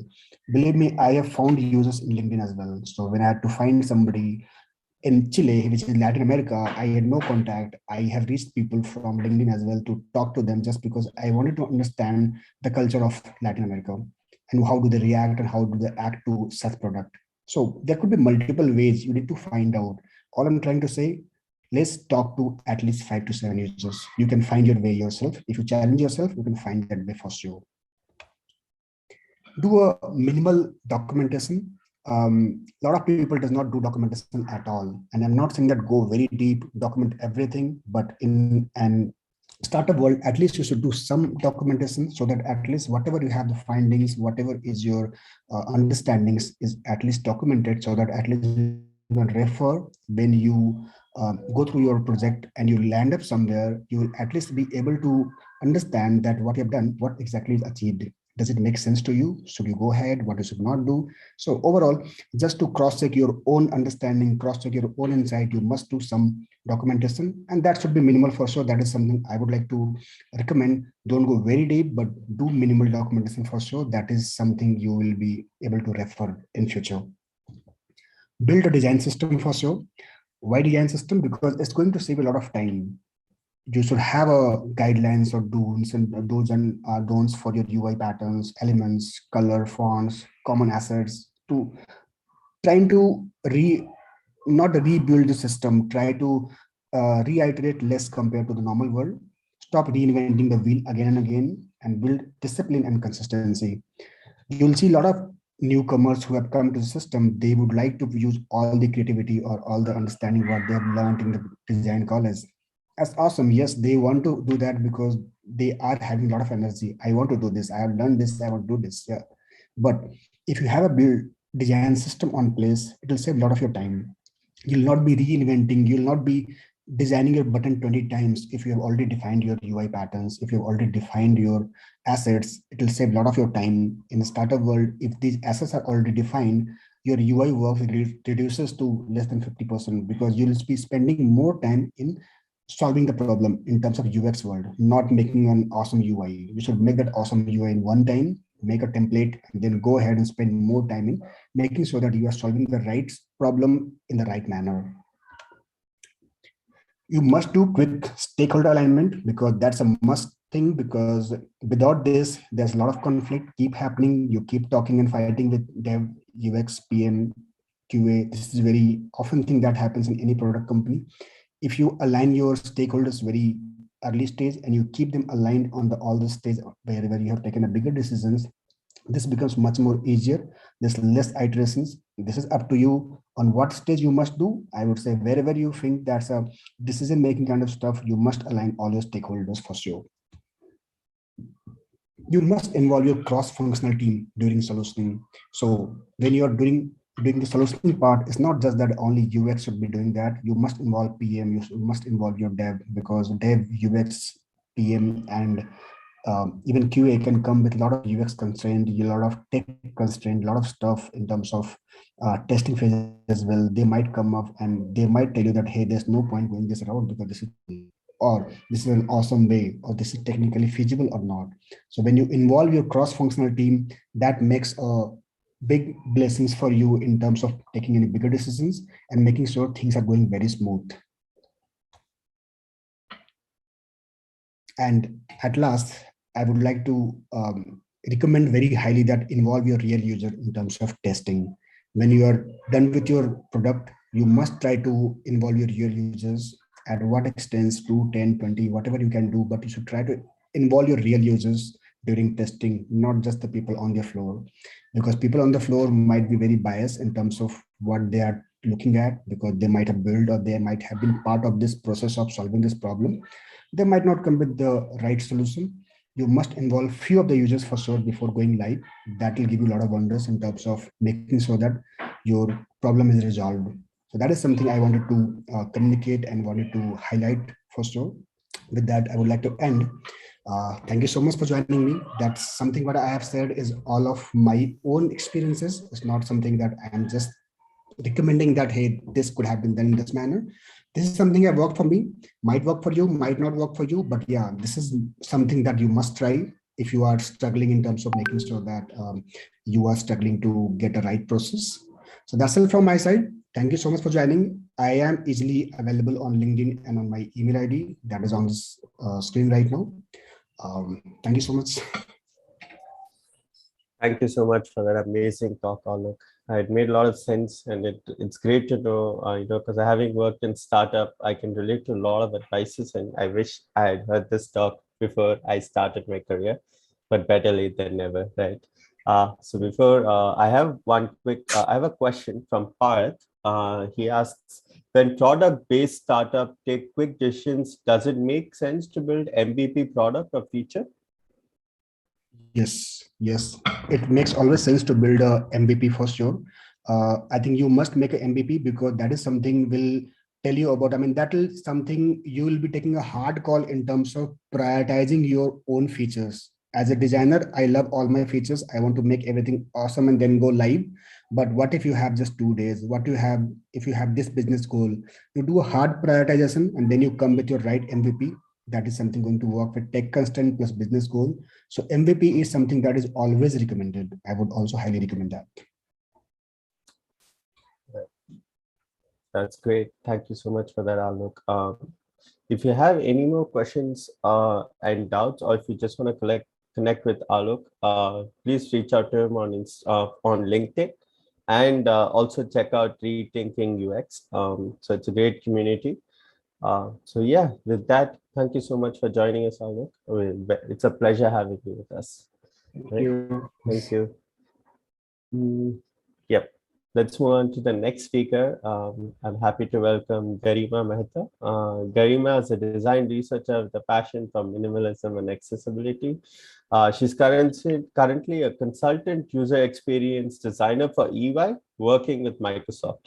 She's not only that, she works as a mentor on ADP list and an extended team member in Rethinking UX. Thank you so much for joining us, Garima. Over to you now. Thank you so much. I think, all of these talks are highly motivating and so inspiring for all the designers up here.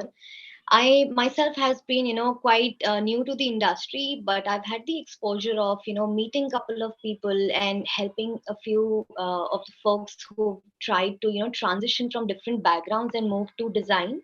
So I would be sharing a couple of my my experiences in how we should be actually building and designing impressive products. Let me just share my screen. Let me know if you can see my screen. We can see your screen. Yeah. All right.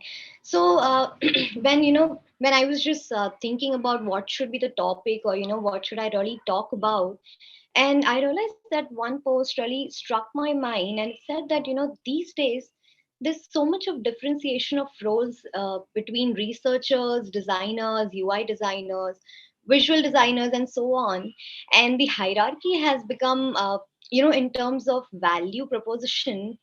A lot of people have started saying that the UX designer researcher roles are highly valued, and it becomes very unfair to say that visual design has become a lower part of the the band. And I want to come across here and reiterate how UI design makes a really powerful part of the overall design process.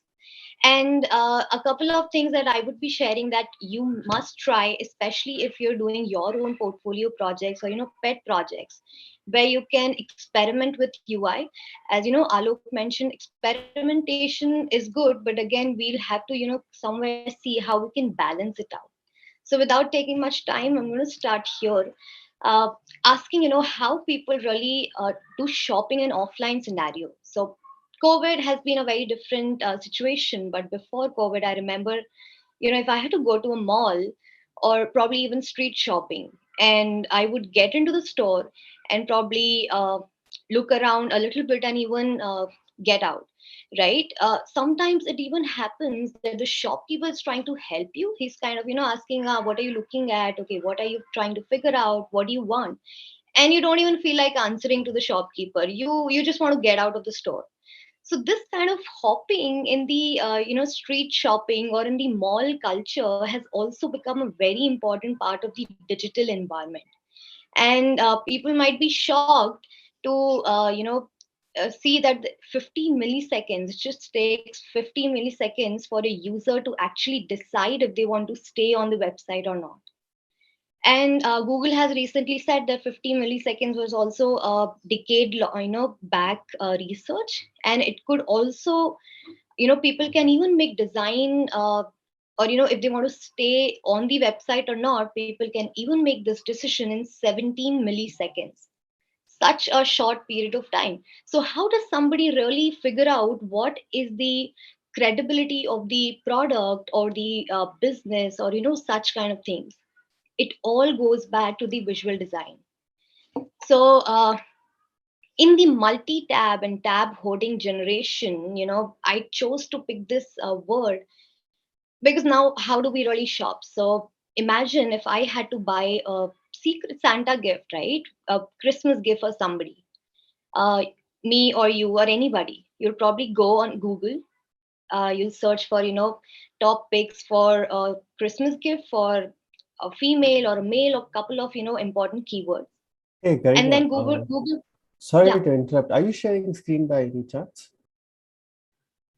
Yeah. Because Okay, we let me don't see know. your screen share. Just want to make sure.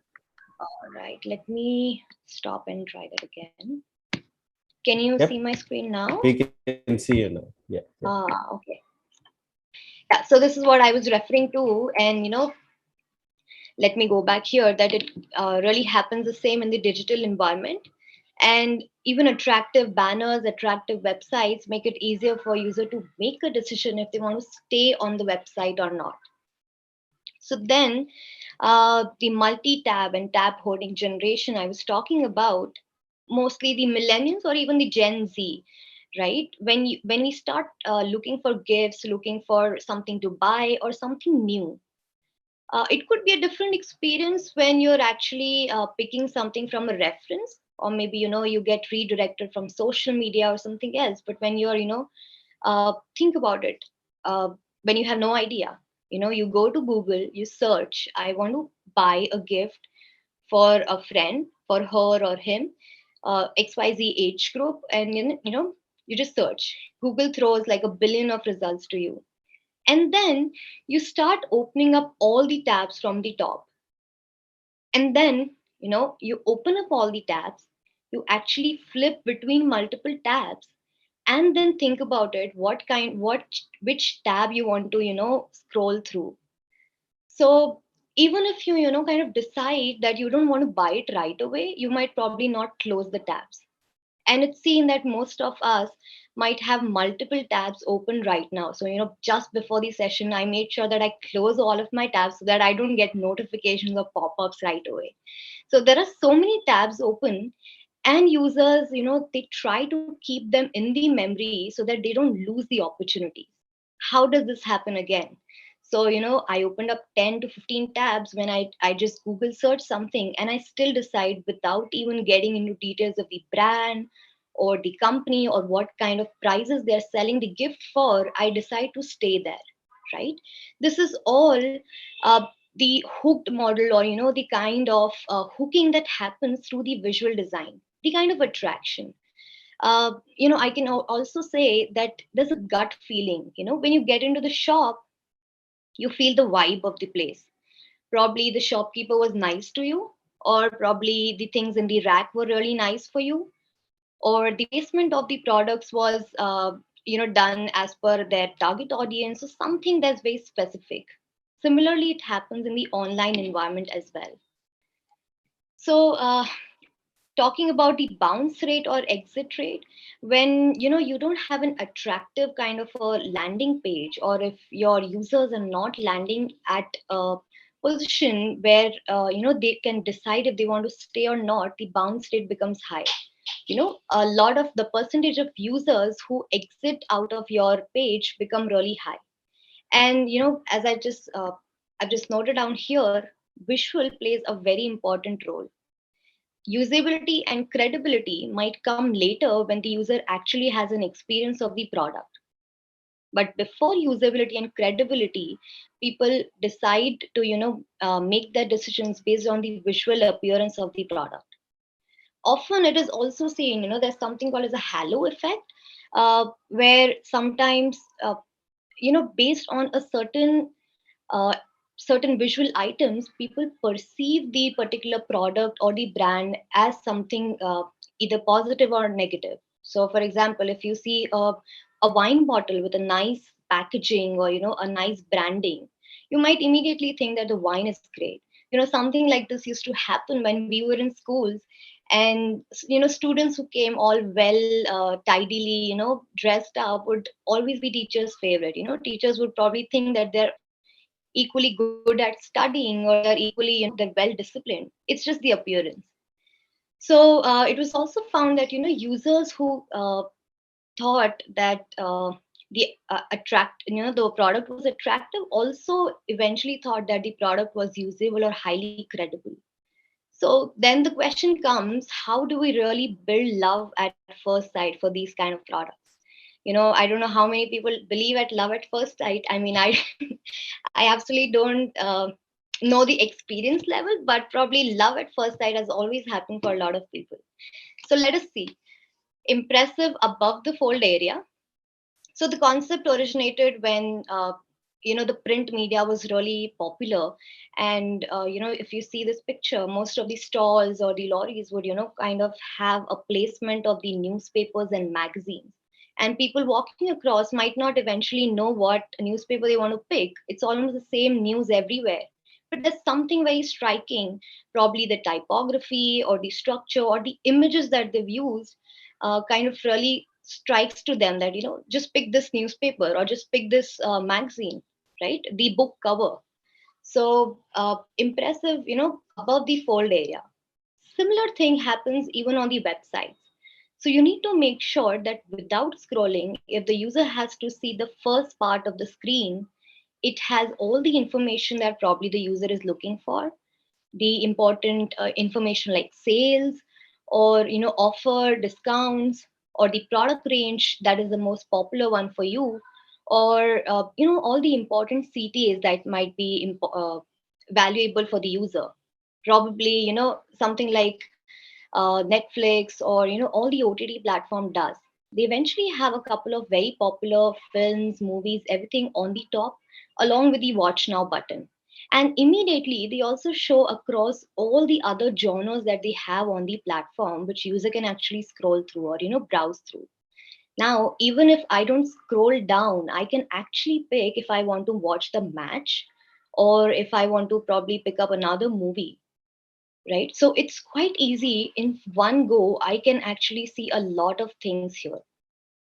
This is also, this also works for e-commerce when they do all the banner design, where the front is quite a catchy, attractive banner, and then you have a little bit teeny things like add to cart or login, or look for other offers, categories, and so on.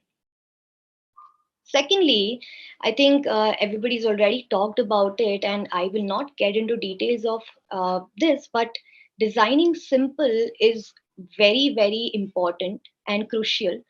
As Alok mentioned, that you need to have a design system in place. You need to have layouts, grids, and structure in place so that something like this really does not happen. Now, when I was actually browsing through a lot of websites, I realized that, couple of how do you differentiate a brand? So a lot of times we see that professional websites are designed very minimally. They have minimum colors. They have a balanced range of colors. Sometimes, just black or grayscales. And then along with that, a couple of highlighter accent colors. And then when you're using images, right, I'll be talking about it after this. Now look at the image or the banner that they've used here. It's an infographic, probably they designed for something else, but that almost goes, I can't even find the search box here. So lack of, poor design or lack of navigation items, lack of actually finding things here becomes actually tells that it's not professionally designed, right? Now it almost gives me an impression that I might not, the services of the bus would also be equally unprofessional, right? So I would then probably go to some other website and figure out somebody who has a good design that might eventually probably make me feel that they also have a good service. Now, when I said, design minimally, I also want to contradict my own thought saying design minimal but not boring. So also, when I said that I do a lot of entry level portfolio reviews, I've seen that people who move or transition from different roles have a good hands-on with research work, but they still lack design sense. They still lack how to use standard design forms. And I would like to say that symmetry or balance or all of these things are extremely important in designing. But when such kind of symmetry happens, there is no visual hierarchy. As a user, you can't decide what are you looking for. So one navigation I absolutely see is the primary one, secondary one, or can't decide which one it is. And then, there's a whole lot of information. It looks like there's a lot of text, but there's a lot of symmetry. No level of visual design here.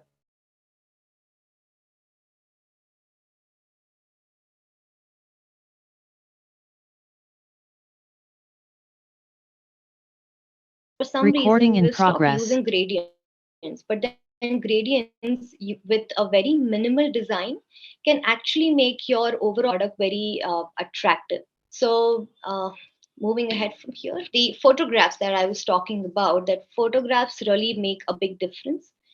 And when it comes to photography, I have seen that, a lot of people kind of because of the budget constraint, they might end up not having good pictures or not get a photography done for their products. But if you're a brand that can actually afford to have a photographer, why not? Right? Because it overall makes a very big impact. Now, when it comes to stock photographs, right, stock pictures, we need to make sure that these stock pictures are quite relevant. Now, the first example here, you can actually see it says the top private university in India, right? They're talking about the Indian university, and the images on the entire website were all about people from, different countries, because probably they just use stock pictures. So now I don't get relevant information of how the infrastructure is, or how the student crowd is, or what kind of amenities are there, or what kind of culture there is. I can't even relate to this institute because the institute shows pictures of people abroad. So we need to make sure when you're using stock pictures, they are relevant, they are contextual, and sometimes even geographically they are sound, right? You can probably find pictures of infrastructure from abroad, but they might not fit in the context. The second one, Airbnb, is I feel is just amazing way to inspire the user. You know, you can use pictures as a stimuli. So when the user looks at the picture, they don't know what they want to. When you search, when you just go to Airbnb, you kind of don't know where you want to stay. But now I would want to actually find out where this place is, or if there's another homestay that can be similar to this place that they've just shown.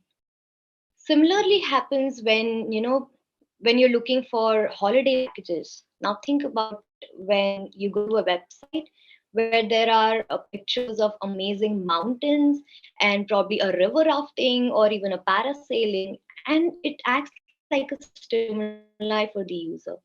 They kind of want to enjoy that life. The user actually pictures themselves there and they want to see what all activities they can do. They kind of want to purchase the product, they kind of want to experience the product, live in that area. So many emotions actually generate from that picture. So pictures, the photographs make a lot of impact on the users. Lastly, low resolution images. All the impact will actually be gone if the images are pixelated or of low quality or edited in a poor way. Sometimes it also happens that your image and your text are not going together, and you end up kind of photoshopping a little bit of background in the picture so that a text can be put that.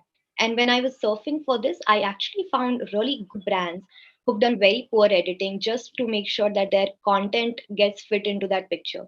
So photoshopping and editing also becomes very important part of the entire designing thing, because when you edit it in a poor manner, the overall essence of the picture is gone. Moving ahead from here, uh, advertising. This website is kind of a digital version of a newspaper, and it was quite horrible to see. They actually treated it like a newspaper page, like a newspaper with a front page full of advertisements. And I was shocked to see the advertisements popping up from all across on the entire page. Sometimes when we're designing, we actually forget about where the advertisement placements might happen. I'm not sure who is actually taking care of this advertisement. The sales team, marketing team, or the technology team. Not sure who have kind of decided where to put the advertisements. So if marketing and sales teams are involved, and you have the if you also have to figure out where the advertisements would be placed, it is very important to see how it does not distract the user from their main goal. Advertisements become quite annoying, and people have started using pop-up blockers, advertisement, so on, because they don't want to see advertisements. Site absolutely going to be annoying for the user. So you have to figure out a strategy along with the content and sales team to how you actually do the upselling or advertising, cross-selling, everything. If you're using advertisements for your own purpose, like I mentioned upselling or probably cross-selling of your own products, then how about use the advertisements very minimally, or probably fit them into your design solutions very sneakily so that the user does not even understand that it's an advertisement, right? So advertisement, or finding correct placeholders, the positioning of the advertisement also becomes very crucial in designing the homepage. First time user experience. When this is often ignored by people, and uh, for example, if there's a dashboard that has to be designed, but if there's a first time user, now after login, or the first time I log into that dashboard, or if there's something that requires me to have information but I haven't used the product, what is it actually going to show me? So So there needs to be a good understanding of what all zero states might be possible. There might be a possibility that the user does not have any information at all on the dashboard. Then what do you show? Do you show empty cards, or do you show an empty screen? Or probably, something like Envision has done quite well, that you have a good illustration along with a couple of information and actually making the user start from here. So you might have to think about all the zero states that are possible. Then apart from design, onboarding experiences, coach marks, login information, all of this will also become, your first time experience or the impression that the user gets. Recently, I logged into a product. I actually logged into a cab service, which I will not name here, and they had a really difficult login process. So if you've forgotten the login, they actually don't give you OTP on the phone. They ask you to make a couple of calls to their service center and figure that out. Or if you've done 3 attempts or 2 attempts, probably your account would be locked. So such kind of difficult login processes also makes, and I did not try to even log in after that. I started using another product. So such kind of login processes or onboarding processes also become uh, a pain point for the user. Why would they try so hard to log in into your product? If you want the user to log in and actually get used to your product, why not make it simpler? Onboarding screens, I think for all the apps it is a must, and it has worked really well because onboarding process gives the gist of all the main features, functionalities that the user can experience on your product, and it becomes easier for them to understand the overall experience. uh, Coach marks and tool tips, in case there are products that are difficult to understand, or probably you might have, or there are hidden things, or you want to just give the user an idea of how it is being run. Coach marks, I think, have been a little outdated, but it still works for a lot of products, especially when it comes to websites. Lastly, summing up, three more things from visuals: content, interactions, and ease of use. Content, no doubt, UX writing as well as copywriting. Both of them are very important when it comes to the first impression. What is it? How do you communicate to the user? What's the language that you're using?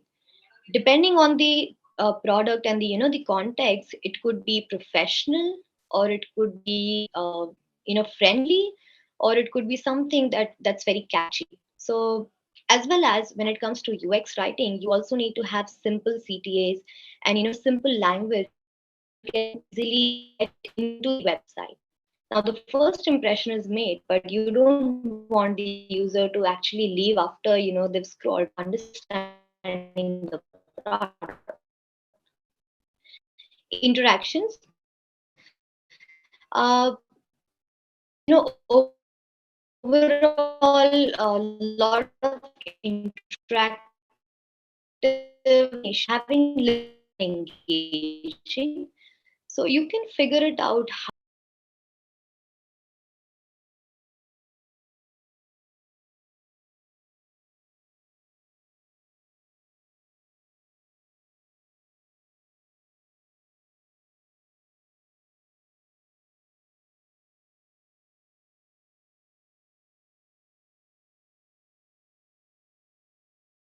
Recording in progress.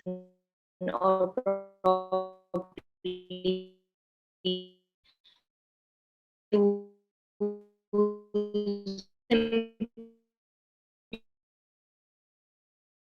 and so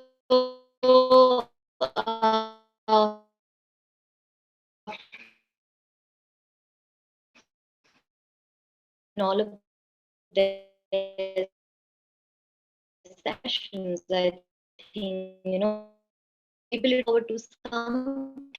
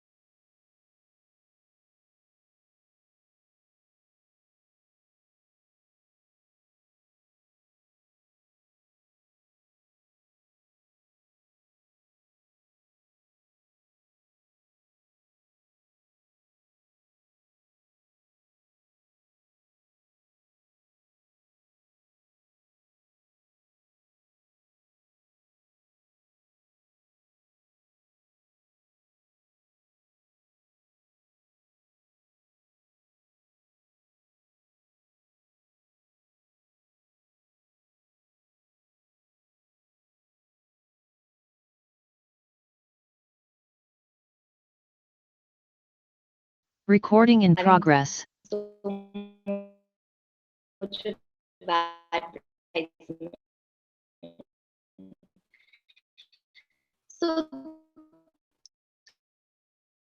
I say from that an advertisement is a secondary good of the user too much would not be recommendable on my Yep, end. I agree, Garima. It's always a competition with business teams, right? Who Absolutely. are Uh, Thank you. Karima, I have one more question for you. Can you tell me one product that you've fallen in love with just by the first look of it? I think immediately what I said, Airbnb is something that I absolutely love.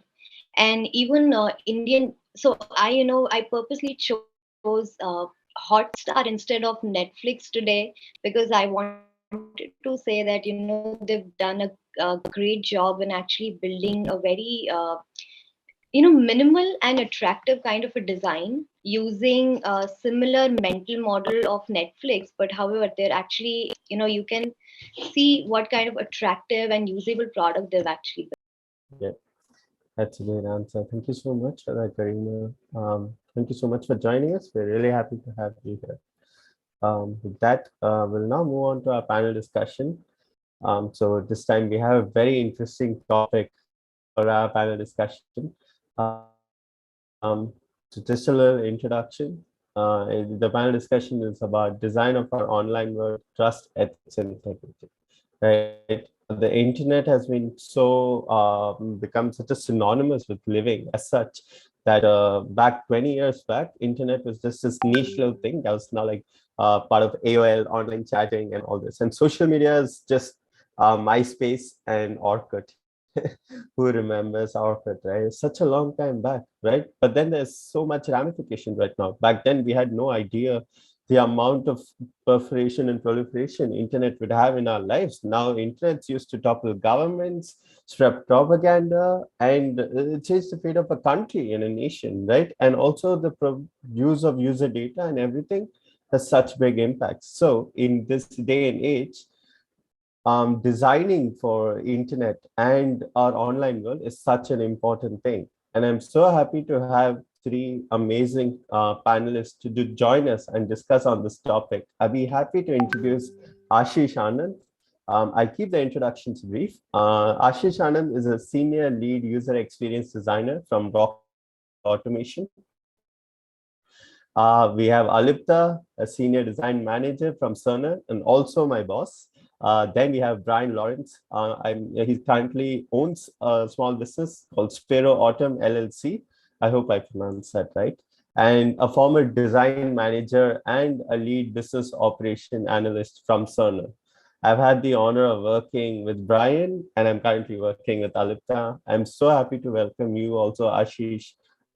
It's so great to have all three of you here and joining us to discuss this topic. I'll now let the panelists Thank you. go for it. Yes, thank you so much. Hey, thank you so much, Ganeshwar. So, hello everyone. My name is Zishan. I'll be the moderator for this panel discussion today. I'll be the Arnab Goswami today, where I'm gonna be banging desks and asking questions, asking tough questions to our panelists. Guys, even before we get started, let's just have a quick round of introductions on yourself, and then we'll probably dig much deeper into the topic. Sure, I can go first. Assume you can hear me. Yep. Perfect. Yes. So this is Ashish. I've been in this business for almost 18 years now. I studied human-computer interaction. I've worked as a consultant and in product environment, and then currently I'm working with Rockwell Automation, and have been in this design leadership position for almost 8 years now. Just so you know, Rockwell Automation, we our business is not about anything related to web. In fact, all our softwares, all our things that we produce and make is actually used by the people who make things for you. So the car that you're using, the juice that you're drinking, this laptop that you're using ultimately is made in a factory. And then that factory utilizes the applications and hardware that we produce. That's great, Ashish. That's amazing. Alupta, you want to go next? Yeah, actually, I loved Gani's introduction. I am his boss, so that's better suited for me. Okay, so guys, my name is Olupto. I am currently heading the Sun and Bangalore studio design team, and these are all my teammates who are a part of this conference. So I'm happy to be here and take this discussion forward. So that's a brief about me. Over to Brian. Hey everybody, so my name is Brian Lawrence. I am currently working in the metaverse and the crypto industry, actually providing strategic and technical support to startups as a startup. So it's kind of an interesting place to be. Actually, when Alok in his startup talk mentioned any research is better than none, you'd be surprised how many companies have no concept of research. When someone like me, who has a ton of corporate experience, even though I cannot provide the highest quality research because I'm not technically a researcher, I can still do some basic things. Stuff you might see in Steve Krug's book, which is another one I would recommend, Rocket Surgery Made Easy.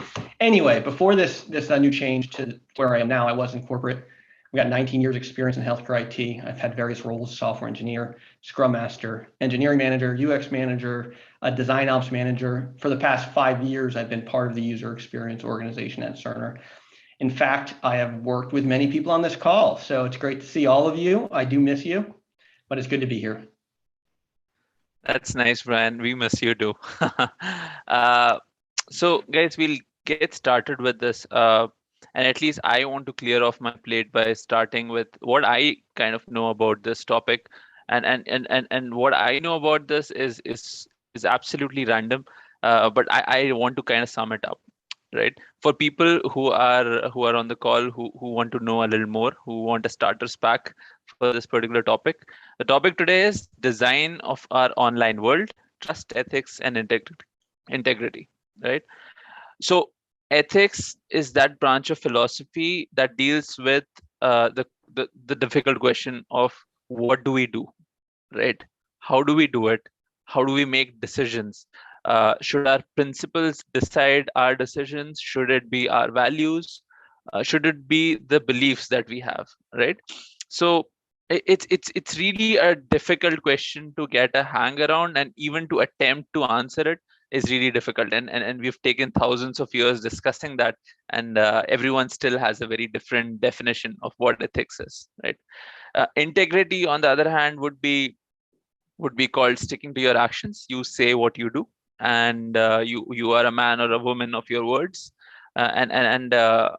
Trust would be around being a more consistent person, being a more consistent organization, delivering what you had promised.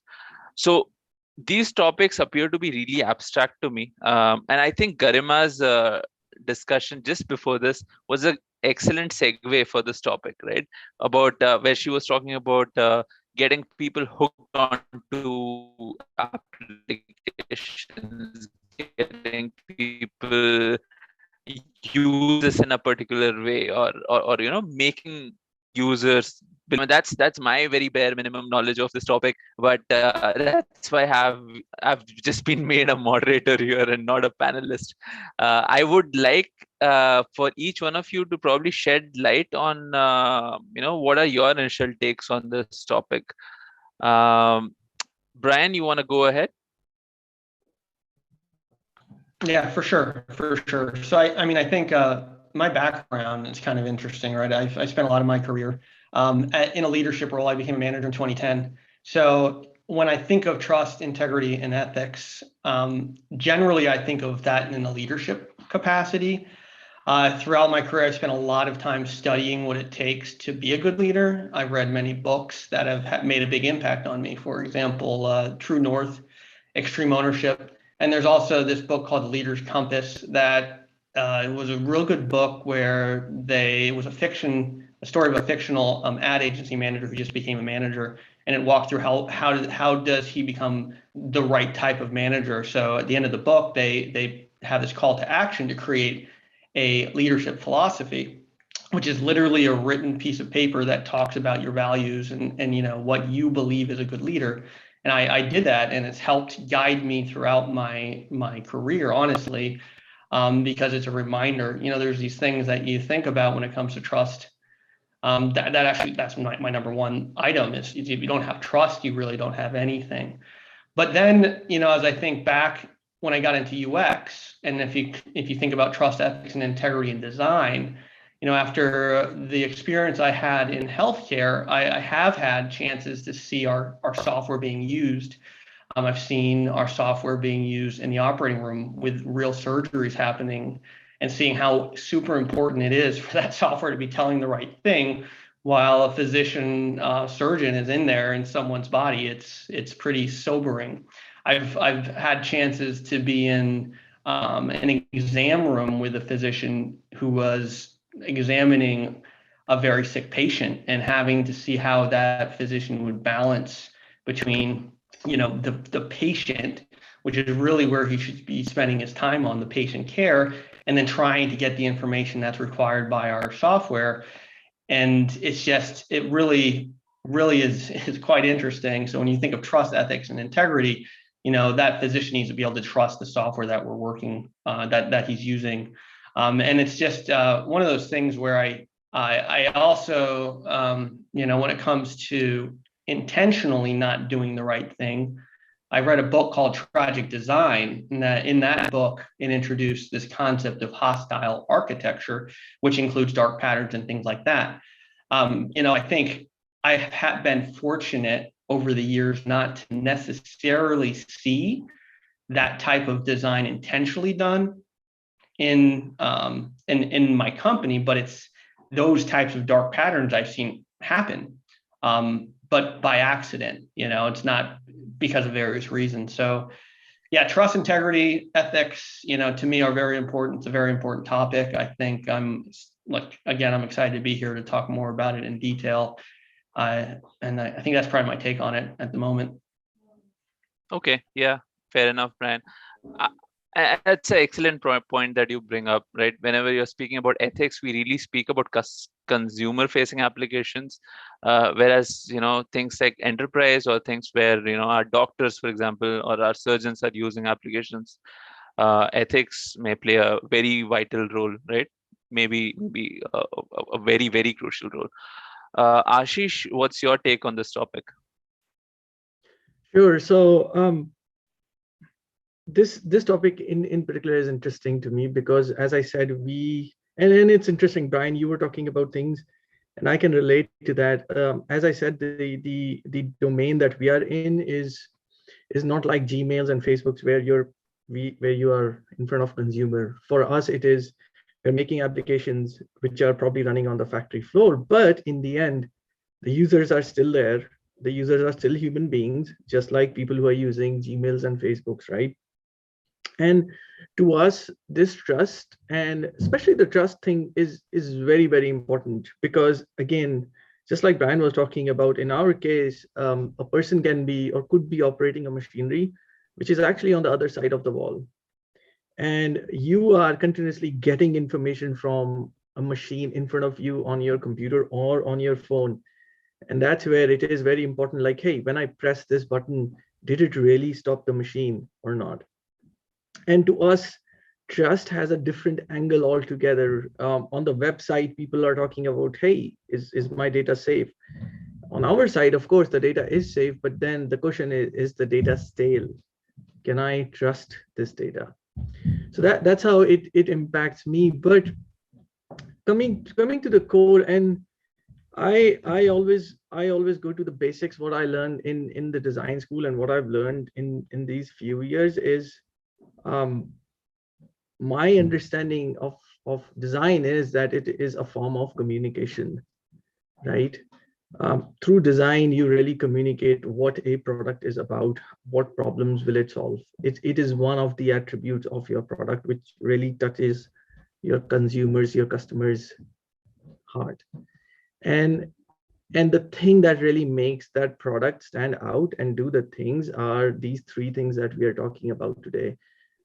Integrity, ethics, and trust. As in, hey, this product that I use is indeed, going to do what I want it to do. As in, I have an alarm clock, and you know what? I just put an alarm. Yes, it'll make sure that it will be there tomorrow morning. And that's based on these, what I've learned is based on these two things, I really start trusting this product. And I think where it is going right now is that I have an alarm clock and somehow I didn't wake up tomorrow morning. And the next thing I found out is that people on my Facebook are telling me, hey, you didn't wake up this morning. And I think that's where the world is getting into right now, where you may think you have a product which is very trustworthy, which is not sharing any information about you, but then behind the scenes, it's not just your friends, friends know that, yes, you know what, you were lying about this morning, you did not get up early. So that's how I see this topic. And again, as I said, for any product, these three things are kind of a pillar that you have to have to make sure that it is a success. Right, Ashish. I agree. I agree with those points. They have become monumental pillars, but I mean, my question probably at a later point again after Alipta's take would be what defines these pillars, right? And probably we'll get to that in a second. Alipta is waiting for his turn. Alipta, go ahead. Yeah, thanks, Ishan. So I kind of agree to what both Brian and Ashish were talking about. Now, I would personally say that this is a great topic to discuss. I'm stressing on the word discuss because I feel that, especially after pandemic, we have been talking about a lot about sustainable design, climate change, green UX, inclusive design, and multiple other things, right? Which is something great. But again, I'm saying that this is a great topic to discuss. However, the problem is, as designers, even today, we are not given any guidance for ethical decision making.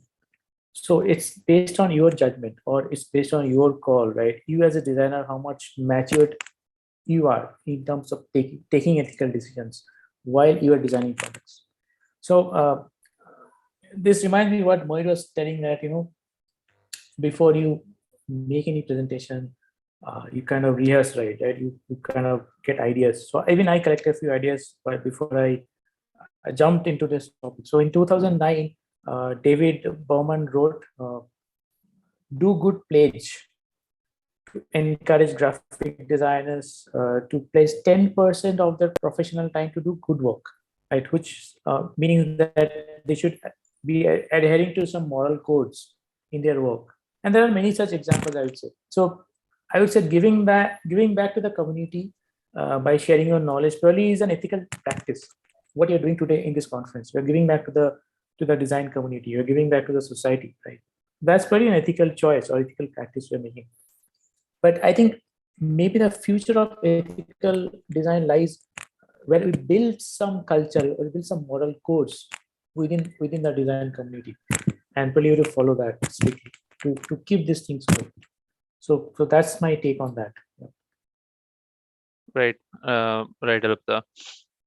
I think that's one thing we all have an agreement on. Ethics, trust, and integrity are important. But let's dig deep into what defines it, right? For us as designers and developers and people in the product management industry, what are those ground level things that you can do to improve upon ethics, improve upon integrity and trust? Because deep down everyone knows it's important, but we don't know how to, right? Ashish, my question probably to you, since you told that you come from an industry which involves automation, where trust and stale data can be really dangerous. What is your take on this? What are those ground level things that designers and developers should do? Sure. So before I answer that, I do have to say one thing. Let's be honest. Let's be honest here. Unless you are a charity, right? Every business wants to succeed, right? That if you are a for-profit company, the goal is that yes, you want to make profit, you want to succeed. I think it's all good unless what happens is where your business goals take over your, like, yes, we are supposed to do good, we are supposed to be good, or you know what, there are other goals where, like, yes, we have to capture these many people every minute, every day, and if that doesn't happen, then it's a problem. I think that's where problems start happening. And in my humble opinion, there are certain things which at times, you know, the reality is that are out of our control, as in whether you are in design, whether you are in development, or you are a product owner or a manager or someone like that. Coming to the question, the way at least we have been handling, or we want to handle, or what the understanding that I got from people that who've been talking about is, first thing, again, the answer may seem to be simple. It is simple. It is hard to implement at times. Is you really have to leverage data. Make sure that data is in the center of any decision that you're making. Let me give you an example. Every now and then we hear this word MVP, right? People have killed that thing and buried it deep. Like every one application, there were supposed to be 10 features, but you know what? You only made 4. Well, it's an MVP, right? That's what happens. And that's one example. There are many more examples like that. But the point I'm trying to make is that if you have data with you, you can make those data points to make decision, and then persuade people and come to a point where decisions which are ethical, which are trustworthy for the end user can be taken, right? So that is one thing. And again, as we all know, as researchers, data is the biggest weapon that you have always. I think another thing that we as designers can do is, just like we want accessibility to be built in the design, in the DNA of things, similarly, we should try our level best to get this whole thing that we're talking about in our design system, in our components right from the get-go. And one more last thing from my side on this is, this topic, just so you know, integrity, ethics, trust, these are very philosophical topics, okay? This is not like a radio button. Yes, you click on it and it's filled, and checkbox, you check it. It's not like a design component. It's a philosophy that you will use to create your components, and those components or your design will show that philosophy, right? Ultimately, the whole thing will come together to show that, yes, this system is trustworthy. And as I said, with any philosophy, the only way to do it is that when everything in your bouquet is doing what it is supposed to do. So for example, just like we talked about, when I click on this checkbox, yes, it shows me a clear thing where, yes, it is checked. I, as a user, have a mental model saying, yep, when I click on it, it shows check. Now imagine your checkbox does not do that, and there's a something cool UI designer comes with saying, hey, it won't be a checkbox, it'll be a blinking checkbox. That to me is a trust issue, right? So the point I'm trying to make is, you have data to take decisions where you want to convince people around you saying, hey, this thing that we are doing is not ethical. And this is the data. Here's what users felt when they were using the application. They were not clear on what's going on. And then comes the practical side of things, where you take your design values or your ethics, as you were talking about, and create your design philosophy, and then pass that philosophy to your design system. Right. My question again, I think to this entire group again would be, there are times when, now as you pointed out, right, that blinking radio button, right? Of course, that's obviously, you know, a bad design to go for. But there are places where the user might not complain about it, right? They might be perfectly fine with a product which will have great user experience, right?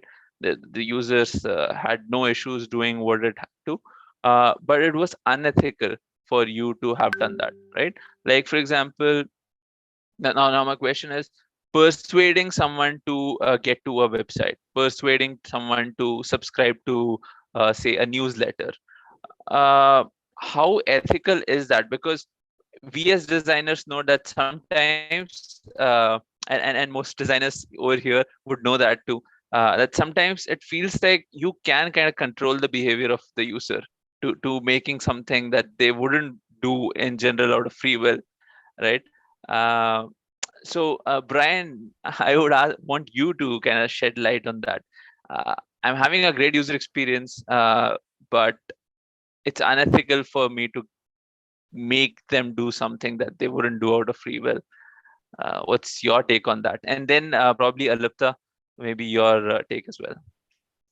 Yeah, I think that's a pretty hard question to answer. One thing I want to do, though, real quick, is just to go back to Sheesh's point about the for-profit business goal is to make money, which definitely ties into this too, right? If you're a for-profit business, you have to make money, because if you don't make money, you go away, right? You can't continue to operate without having profit of some sort. So, you have the situation where if you don't have a sales pitch, you're not going to get the users you need to continue to be in business. I think it comes down to, in my opinion, the approach that you take, and I think there's this like line in the sand, like what is over the line, right? When is the line crossed? When have you done something that isn't just a sales pitch? And to some people, a sales pitch and convincing a user to use your software, even though at the end of the day, that software might be better for your user, it might benefit their life in some way. The fact that you got them to that point in a way that was tricking them is something that I think that the company has to figure out. Are they okay with that? It's a drawing the line and saying, what are you okay with doing? What aren't you okay with doing? And that to me is where having a philosophy, a design philosophy, having a code of ethics, something that's written down, will help you to guide yourself, right? And guide the company.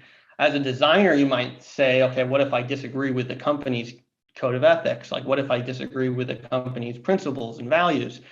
Then, you have to figure out, is that the place for you or not? And to do that, unfortunately, that means that you're going to have to spend the time to really figure out what your code of ethics are. I believe earlier, I'm trying to look back at my notes here. Oh, okay, Lipta, you mentioned the Do Good Pledge, right? In preparation for this talk, I also found that just like I have a leadership philosophy that I've taken the time to write down, I've seen articles about creating a code of ethics for yourself as a designer, where you take a half hour, an hour, brainstorm, what are your values, the things that matter to you, the things that you are willing to do, the things that you're not willing to do, write it down, and then use that to remind yourself what your ethics are. Because honestly, if it's not in the front of your mind, you might agree to do something that at the end of the day, maybe that night you're going to bed, or like a week later, you're like, oh shoot, I really regret doing that, or like going along with that. So you need to prepare yourself. So if you haven't taken time to do that, I would recommend that you do it. But to go back to your question, Z, I think it's a really hard thing to answer. Sure. For-profit businesses have to make money. Yeah. At the end of the day, hopefully their product is helping the user, and if that means that they have to go through a sales pitch, then how else are you gonna? I don't know if there's an alternative. At the end of the day, if that product or whatever isn't going to benefit the user, but it's going to benefit the company, another way you could look at it, well, the company has employees, and employees have children and have to provide food on the table for them too. So it's an unanswerable question in my mind. Yeah, I know, Brian. It's something like, capitalism is gonna cause that, right, to happen in some way or the other. Right. Alipta, what's your take on this? Good UX, bad ethics? Yeah, see, I think what I can say is, it's all about the maturity. I mean, you as a designer, or your org, or as how much of design maturity your org has achieved, right, as a team, as a whole. So that's also plays an important part. Sometimes even especially in the healthcare sector, there are examples where customer doesn't actually look for good UX. There are cases customer feels that, okay, as long as I can complete my task, I'm happy. So coming back to the point what Ashish was telling, even if a blinking radio button won't bother him much, if I feel that I can able to complete my task. So you as a designer have to take up a lot of judgment, or you have to find out ways to make things better in terms of giving that product a better experience. So back in the days, so I started my career long back. Back in the days, it used to be like beautiful UIs, right? But it was never meaningful UIs, right? So from beautiful UIs to you have reached to a stage where you are doing meaningful UX, right? So, and also I think one important part is, I remember we used to study moral science in our school. There are many topics, many moral. So there's used to be small stories like they used to give us moral. At the end, there's still be a moral of the story. Yeah. All that glitters are not gold. Multiple things. I Where don't there is a remember. will, there is a way, and Yes, stuff like that. exactly, Yeah. exactly. So I think every design education today should have a chapter on ethics, I would say. So that's how the entire ecosystem will develop and progress. Sure. Yeah, Rupta, I think yeah, I kind of get that answer now, and I think Brian also alluded to that. Is that documentation can go a long way, right? Ashish, now my question to you would be this. Okay, since this is where we are starting the discussion and going round.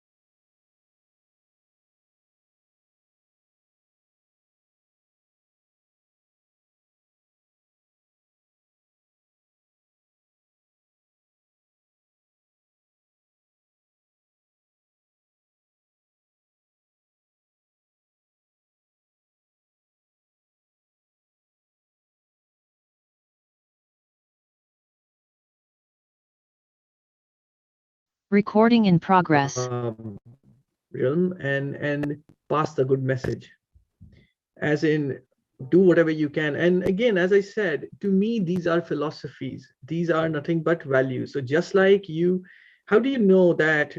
I mean, here's a perfect example. How do you know a car is a sports car, right? You know it by looking at it because maybe the tires are big and maybe there are some more design cues, right? So that tells you it's a sports car. As I said, these are philosophies that you use to create your design standards, your design values, and then you ultimately implement them. Again, in the question that you ask is a very wicked question, in my opinion, because, as I said, you, and I think Brian also talked about it, maybe we all talked about it, where you have certain values and you want to push them across as a designer or developer or someone else. And if that doesn't really matches where you are, maybe that is not the place for you. That's how I really feel in plain simple terms. And I think that's, to me, is the simplest answer that I can think of.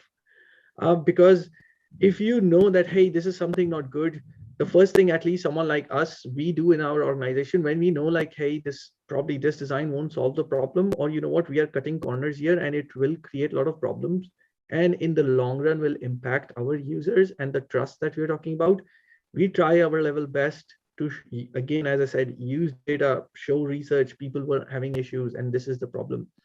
And then when time comes, still people say, well, that's what we are going to go with. And I think to me, that's where, again, it's an interesting, as I said, a moral dilemma of like, what do you do? You, as long as, in my opinion, as long as you as an individual and your team did the right thing, you tried to convince people, somehow it didn't happen. I don't know. There's not everything that you're going to win, but at least in my opinion, as long as you pass the values, you show the good, I think to me, that's what really matters in the end. And what I've seen in my experience is, if you keep pushing, if you be at that, I personally call this as the shameless level of UX, where you keep pushing the good design and good things, people will ultimately understand it. And actually in our company, we have done that, where we used to have screens where, you know, it's showing flames in like the actual burner is there on the other side of the wall, and on your screen it's actually showing flames, and people were concerned, why are you showing that? And we used data to prove that, hey, you don't need to be so dramatic with things. It can be simple, it can be easy, it can use different colors which are actually following the standards and things like that. But then ultimately, I think we as designers, we have to try our level best, create this philosophy, write it down, get it in your design system, and then ultimately it goes in your design components, and then finally it is in your design that you're creating. And if it works, good enough. If it cannot be sold further, then maybe you are in a wrong place. I think to me that's the simplest answer. Okay. Right. Yeah. Right. So it's either you know, stay there and kill yourself, or you know, hop off, right? And again, it's not that you're being the point I'm trying to make is that you're not running away. I think the point I'm trying to make is, you've tried your level best, you've done everything. Either you stay and see through the change, and if you realize, you know what, this is not working, in my opinion, is it worth spending your time on those things? I guess that's the question that we as individuals have to ask. Right. Yeah. Brian, you were saying something? Yeah, no, I think jumping on top of that. But first, before I jump on top of what you're saying, Ashish, you know, the McDonald's question is a good one, right? Because to some people, people might think, look, even if I might not live the longest I could, would I want to live without eating a Big Mac, right? I mean, you got to also think about those types of things too. So it's all these different perspectives that come into this mix. But on top of, you know, what Ashish is saying around, you know, if you're in a company and that company is making progress, but you still encounter barriers, and I mean, the key there is you're making progress. And I've seen this situation. I think back to Supreetha's question earlier, way back, about unethical business need, is when there's an unethical business need, like what type of situations would that look like at like healthcare IT? So I've seen situations where executives have promised certain feature function, and the pressure is so great that the product owner and team pushes the development team and the designer to just do the minimal and provide the cheapest design, but not the design that will work best for the user. Like, how would you handle that? And that's also, you know, when we're talking about dark patterns, you could kind of qualify that as a bait and switch. Right? The user is expecting something that's going to be usable, but instead we give them this that meets the requirements because some executive at a hospital said, oh yeah, there's a feature. But in reality, it's giving them like a sliver of what's actually useful. So I've seen the situation, and I actually have seen success here. Unfortunately, the designers had to bite the bullet and do that. But they also did design, and I'm thinking of a very specific example. So for my Cerner folks out there, John Sodi is really good at this. I've seen him do this multiple times. So he designs the cheap solution, but he additionally designs the way it should be done. And then he goes to the people who are the decision makers, the people that can do something about it, and he shows them with data, with like, this is what this could be. and he does it in a way where people are actually excited about it. So even though they had to go with that not so great, solution in the short term, they were able to get it on the backlog for the future. And I know, what was that quote I always think about? Like, phase 2 is a lie. There's no phase 2, but sometimes it does happen.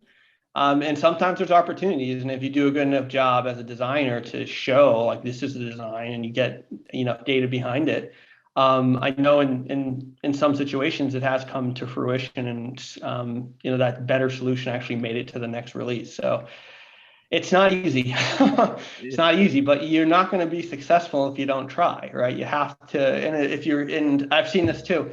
I've seen where it takes years and years and years to feel like you as a designer is making a difference in a company. And I have lost people who were just fed up with not feeling like there's enough progress, even though there was some progress.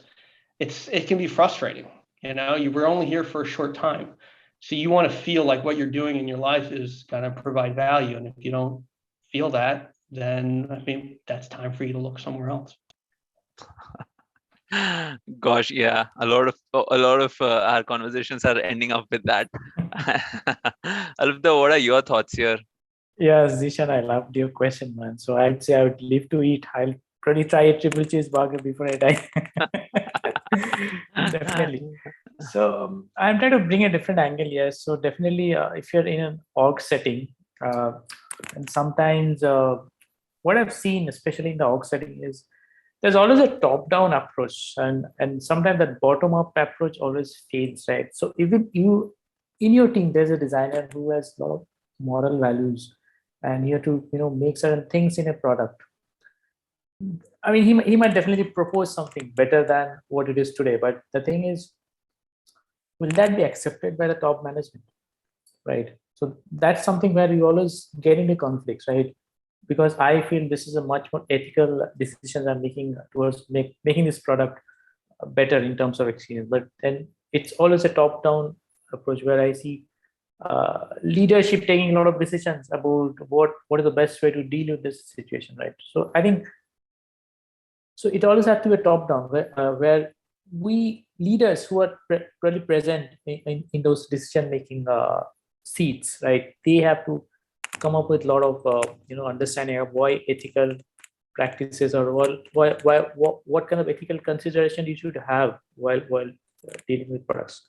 So that's my 2 cents on this. Definitely, we'll have more discussions going forward, I believe. Right. Yeah. Love that. Brian, you spoke about dark patterns. That's a very interesting topic, and a lot of discussions, at least on online forums, about ethics. Sometimes go very deep into this. So here are the 2 scales, right? You say dark pattern, I say sales. Where do we stop with that? Where is the line here, right? Brian, since you mentioned dark pattern first, you want to go ahead? The internet is filled with those, and everyone justifies it as sales. Yeah. No, I think okay. So this kind of ties back to what I said earlier. I think in my opinion, the dark pattern thing, the sales pitch thing, when you're tricking people to do something, so let's try to think this through like very pragmatically. I could see I'm a company and I need to sell something, and I'm going to create some principles that look. I know I have to do a sales pitch, but I believe in my company that what really matters, the only thing that matters, is to get users. Because if I have users and my users use the product, their life is going to be better. Let's just say that, right? In that case, if I'm tricking them into purchasing our software, signing up to a subscription, whatever, the destination is what matters. The destination is the only thing I care about. And even though I've tricked them, and if they knew that I was tricking them, they might not be happy with it. Well, I've kind of done what I needed to do, because that's meeting my company values. I spent the time to say, yeah, I'm going to do whatever I can do as a company to win people, because I think X, Y, or Z. On the other hand, maybe my product's not great. Like You can argue McDonald's is great or isn't great. I mean, long term, if you eat McDonald's every day, I think we all know you're not going to live your best life. You're not going to live that long. But if you have McDonald's once a month, probably be fine. Once every week, maybe you'll be okay. And those Big Macs do taste great, right? And by having that option for people, I'm also employing, I don't know how many people does McDonald's employ? A lot, right? All over the world, there's a McDonald's. I moved to Spain when I left Cerner, and there's McDonald's like within walking distance from where I live right now in Spain. It's crazy. But in that case, I think, again, it goes back to, there's no easy answer to this. And if those dark patterns are something that you're not okay with as a designer, because you've looked at what's happening, you've observed how this is going on and wherever you're working, and you've compared it to your own code of ethics, then you need to figure out what are you going to do about it. Are you going to stay there and try to change it, as Ashish is saying, which is a great way to, if you're bought into the vision of the company, that's an option. There's all sorts of options for you, right? You can stick around and try to change, or if that's just not going to happen, then you go on to your next big adventure. So I'm kind of reiterating, I think, what I said earlier, but that's my take on it. I think that's how I, at least in my opinion, that's how I see it. Okay, Ashish. Again, this is an interesting topic, and it has, I think it has two sides to it. Let's talk about the side that we are talking about right now. And I think, Brian, you talked about it. What I read about, or what I understand, is typically dark patterns happen when you either, same MVP, you were supposed to do 10 things, you did 2 things, and there you go. And now you're trying to cover up things. Or the other side of things is when you really want to be in that mode of like, hey, we need stickiness. We want people to do this. And everyday example that I see, at least, is of Google Chrome, where, the only way to, so if you're on a Mac, you can quit anything just by Command Q, but on Google Chrome, you have to press Command Q and hold it. And that annoys me a little. Like, why is that? Why would you change it? Right? To me, I'm like, what's the point of this? And then I was Googling around, people were like, yeah, this is, why are you doing different? So to me, that can be a dark pattern in some ways. The way you get rid of those, what I read again is really, I think Garima talked about it, which was really going towards the hook model or persuasive design, where, hey, your product itself in the end has these things in it where it'll make sure that you stay. But then over there also, there could be some of these dark patterns. But this is very interesting. And when I was preparing for this, I was thinking about dark patterns. Where else do they come up in front of us? And Brian, you may not be aware of this, but I'll ask you to do that. So maybe go on YouTube, and there's a product in India by the name of Fevicol. It's an adhesive. And if you see their advertisements, they're like, you'll be like, wow, that's not possible. They're showing that adhesive between a truck and a person's hand, and they're hanging by the bridge, and it's all good, right? That's a sales pitch for that adhesive. But the question is that adhesive really that strong? Probably not. But to me, isn't that a dark pattern in some ways? Isn't that product really selling you something which is like, yeah, they're like exaggerating, but I'll be very honest, it used to be fun watching those commercials. But then in the end, I think what was more important was that, yes, in the end, the product really did what it was supposed to do. So the point I'm trying to make is that we have these dark patterns, and again, you'll see them in places where you don't want them to be. But then if your product really does what it is supposed to do in the best way possible, you really don't need these. And I think there's a book by, I keep forgetting the name of this person, The Hook Model. You should really look into that. It's a really great book which talks about how you can get rid of these dark patterns and instead use this model or persuasive design that we are talking about, and go from there. And then comes the other side of things, as I'm talking about, wait a minute, throughout our life, we've been watching these advertisements where Michael Jordan or someone is wearing Nike shoes and jumps in the air and does the thing. Hey, that's not possible. Isn't that a dark pattern? Right? But I think that's where it kind of gets interesting in my opinion, where dark patterns go really evil, where I think the best example was WhatsApp, where they updated their terms and then they give you a pop-up right when you open the app, and it's like, hey, we have updated the terms, agree. And you cannot use the app till the time you don't agree. So you're in that catch-22, like, what do I do? Well, I have to use it because I have to talk to my friends or my family, right? And similarly, there are other places where like you're already subscribed to it, or you know what, I cannot unsubscribe to these things. So I think that's where it becomes evil. And again, in my opinion, if you are doing the right thing, you don't need these patterns. The funny part is I was talking about Google Chrome, and then as I was Googling, I found so many articles which were like, this is wrong. And they were literally similar articles which were like, wow, we've been waiting for this feature for long. And then for a second, I was like, am I crazy, or like, what's going on here? So you could find arguments on the both sides, like, hey, this is good. And then, so for someone like me, I was like, why do I have to do command Q and hold? So the point being, I think in the end, it all goes to the point where like, hey, if your product can solve the problem in the best possible way, you don't need these. You don't have to need these or do these. And then people do them. In my opinion, that is unethical, where it really becomes evil, where it's Facebook. And I think there was another financial application, Cred or something like that, who was doing that, where they had reward points, but then you can't use them in anywhere else. And you're like, what's the point of these things? So long story short, you don't need these. The way you want to get rid of them is really using these better techniques of hook model or persuasive design, and go from there, and just make sure that you're not evil in that way, right? Even hook models like Instagram or TikTok, where you open the app once and you'll be there for hours, is also a negative side of the hook model that we are talking about. Right. Thanks, Ashish, for that. I would say that the same thing there. I'm just kind of forgetting this. But Adipta, what are your takes on this on this dark pattern? Yeah. Very interesting discussion going on, Vishan.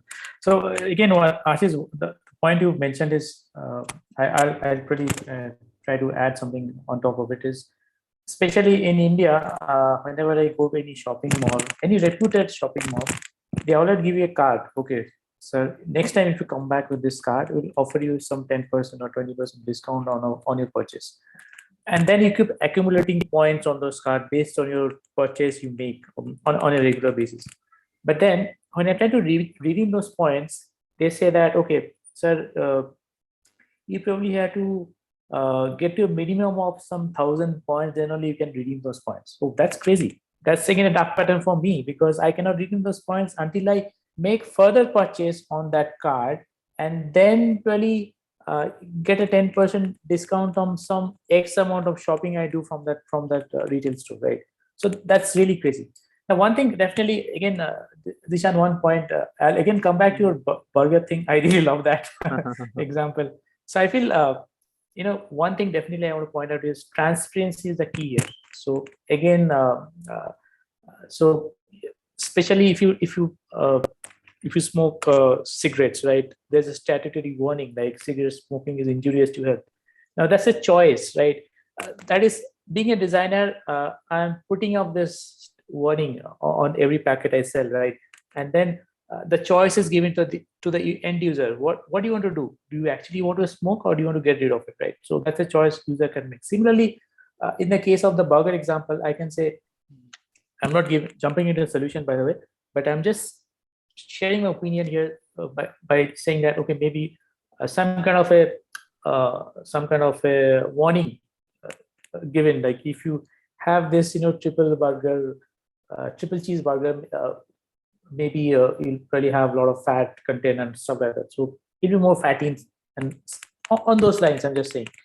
So one thing definitely I want to point out is transparency. I think keep users transparent as much as possible. I know there are two sides of it. One side, you're also running a business, you to make profits.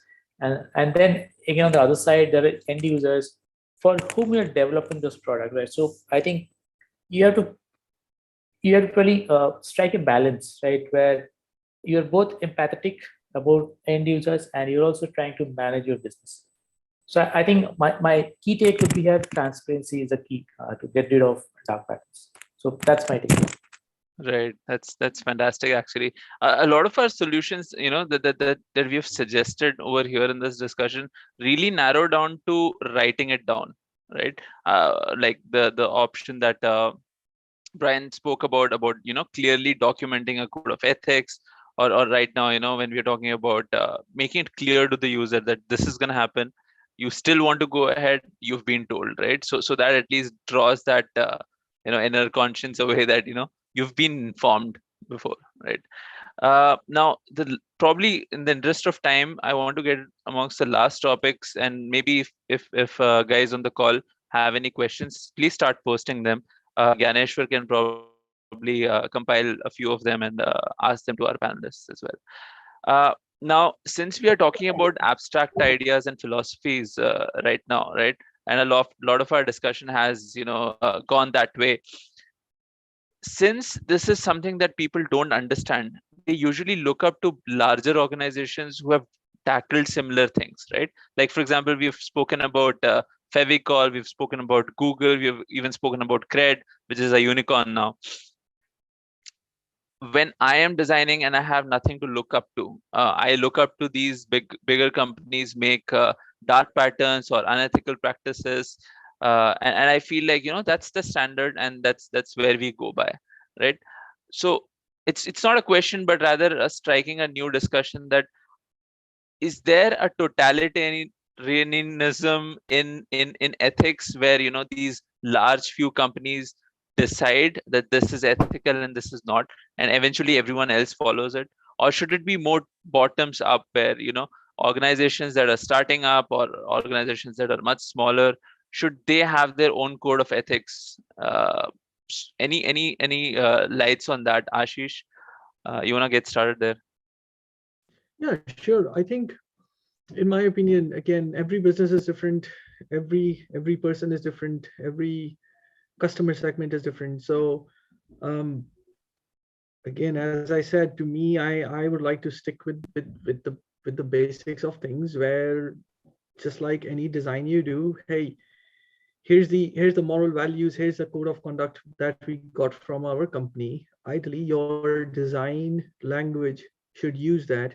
You create your own the design system, the design philosophy that you're creating is really based on that. So I think, as I said, it is different for everyone. It should be different for everyone, because again, people are different, consumers are different, and the way you do that, again, it's as I said, simple enough, where this is our design philosophy, which has all these things in it, which are related to the code of conduct, the ethics, the morals, and based on that, you create things. The problem that I am seeing these days is that everyone is jumping on the gun for like design system.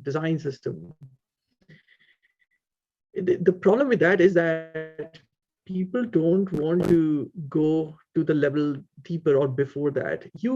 Design system is the tactical side of things, right?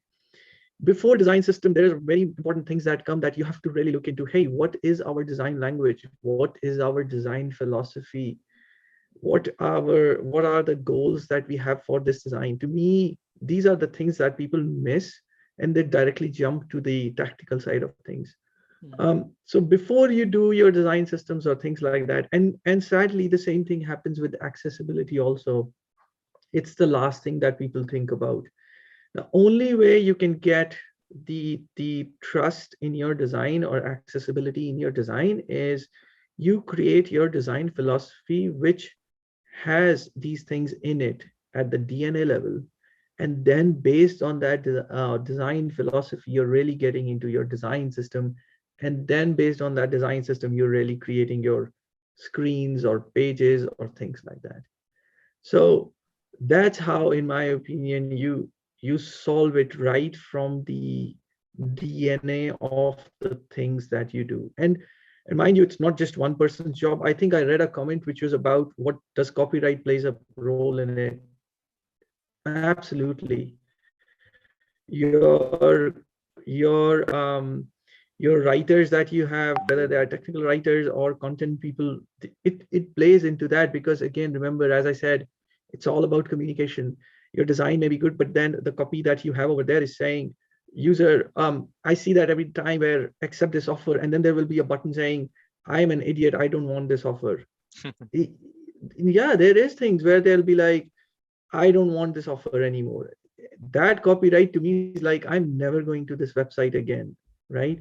So to me, it's all, again, as we said, write things down.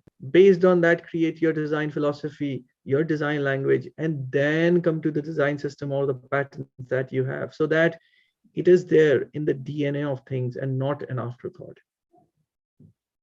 Yeah, excellently summed up, Ashish. Brian, you have any final thoughts and any lights on that question? I'm glad you brought up, Ashish, accessibility, because I've been thinking about this topic, and accessibility is something I also think about. And I know in healthcare IT, accessibility has become even more important over the past several years, because of course, there's been legal action against software providers because the software is not accessible. So as soon as that starts happening and it hits the bottom line, something has to change. In an accessibility situation, you have the organizations, you have standards, W3C, and those types of things that provide at least guidance so that you can say, okay, to be accessible, I have to do this, this, and this. Ethics, to be ethical, we don't really have that right now, right? Which goes back to what you were saying. It comes down to what's your law. I love that. Like, what's the vision? What design vision? What is that can drive? You have to know where you're going to be able to get there.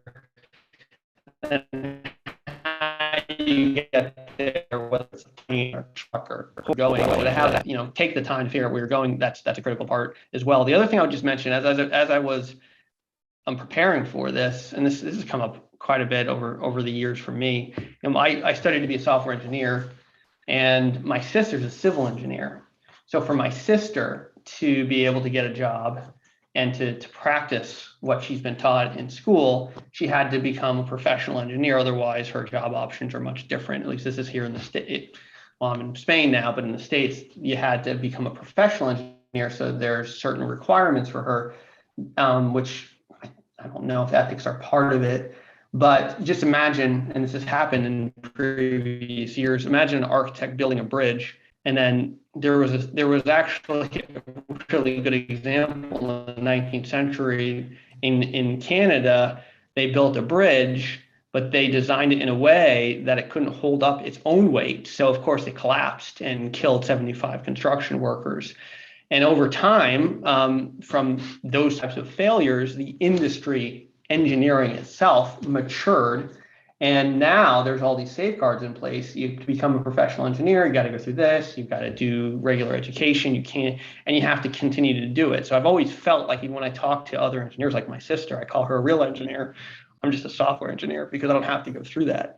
But I do think over time that might change. In fact, I'm seeing situations in healthcare IT now where some of our software is now being defined as a medical device. And to be a medical device, you have to follow certain requirements, including user testing. So it's not that the product manager can say, oh, user testing is nice to have. Now it's a requirement. And if you don't do that, you lose your mark, your CE mark, you lose that medical device ability. And guess what? You have to pull your software so it hits the bottom line. So I'm really hopeful that over time, we'll get more structure and our industry will evolve more. But it's going to take a long time. So at the end of the day, what you can do now is what we've talked about over and over again in this call. It's come up with your code of ethics, know what you believe as a designer, know what you're willing to do and what you're not willing to do. And then hopefully wherever you're working, you'll be able to make progress with your company. And if you can't, well, then find a company you can make progress with. And know yourself, know what you're willing to do. And I think that's the bottom line. Right, Brian. Malipta? Yeah, Final so as a thought. closing thought, I would say Ashish touched upon a very important point about DNA. So I would definitely say first, just don't just build design systems like that. I think you have to understand the design philosophy based on what you can really build your design system further. So I think I've been following the work of Philips for quite some time, and they have something called circular design philosophy. So, guys, to all of you who are a part of this conference, if you want to read more about it, you can really understand what is a circular design philosophy and how it is going to benefit Philips as an industry and the overall healthcare sector. So that's my closing thought. That's my 2 cents, I would say. Great. This is amazing, guys. It's great thoughts by Brian, Ashish, Dipta. I know we might not have concluded things, but we have definitely made progress. I think some things that we've concluded are document your code of ethics. You personally and a company and its design system should revolve around code of ethics, and what are the code of ethics that can be followed. I think dark patterns are some things that should be looked to to be avoided if it's possible. If it doesn't create a deep impact on sales, it can still be avoided. And the other thing I think we concluded was that if you can stay in the organization, try to change it, try to provide alternate designs. Brian, you mentioned that, and try to convince the leadership that this is what we have done, but this is what we can do. I think that can go a long way as well in promoting ethics in a particular organization. So I think with that we can conclude today's panel discussion. It was great for you guys to share your thoughts, and yeah, we are probably gonna move closer to our day one. Gyaneshwar, do we have any questions, or do you want to add anything? No, we don't have any questions actually. Sure. Yeah, it was really great to have you guys talk about it. This is amazing. I learned so much, and I guess it's a very ongoing topic, and there is no like one final, there's no solution that we can come up to, because this is a conversation that every designer and manager who's leading it needs to be constantly having and actively be thinking about it.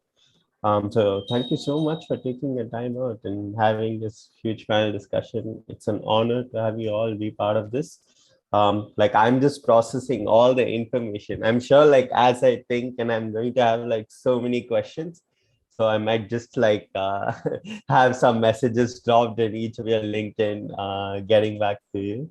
But thank you so much. This is really great. It's been an amazing session having you all join us. So yeah, thanks a lot. With that, I think we are nearing the conclusion. So before I wrap it up, the Design Shots team would like to have a few words, because it's been such a great experience on day one, and it's just a day one. The day two is still there, and I'm like really excited for how it's gonna pan out, and I'm really looking forward to it. So just a few words before we close for the day from the Design Shots team. Zishan, Alita, take it away, I guess. Yeah, thank you, Gyani. So guys, I think you all had a great first dose today of design shots, not COVID shots, by the way. I hope your hand is not bleeding. So I guess one more vaccine shot should be not enough, right? So you have to take the other shot for tomorrow. So do come back tomorrow at the same time. Start early at 3:50 p.m. We have some interesting talks coming up tomorrow. We also have a workshop by Karan Kapoor on Figma. So try to attend that as well. And for today, I have to thank all the speakers and panelists for this interesting conversation. And we have been doing for a special cause. And thanks to all the participants, all the supporting members, supporting institutions. And we'll see you tomorrow sharp at 3:50. The conference is starting at 4 o'clock, but please join by 3:50 so that we can proceed things on time, right? So thank you from Design Shots, and have a good night.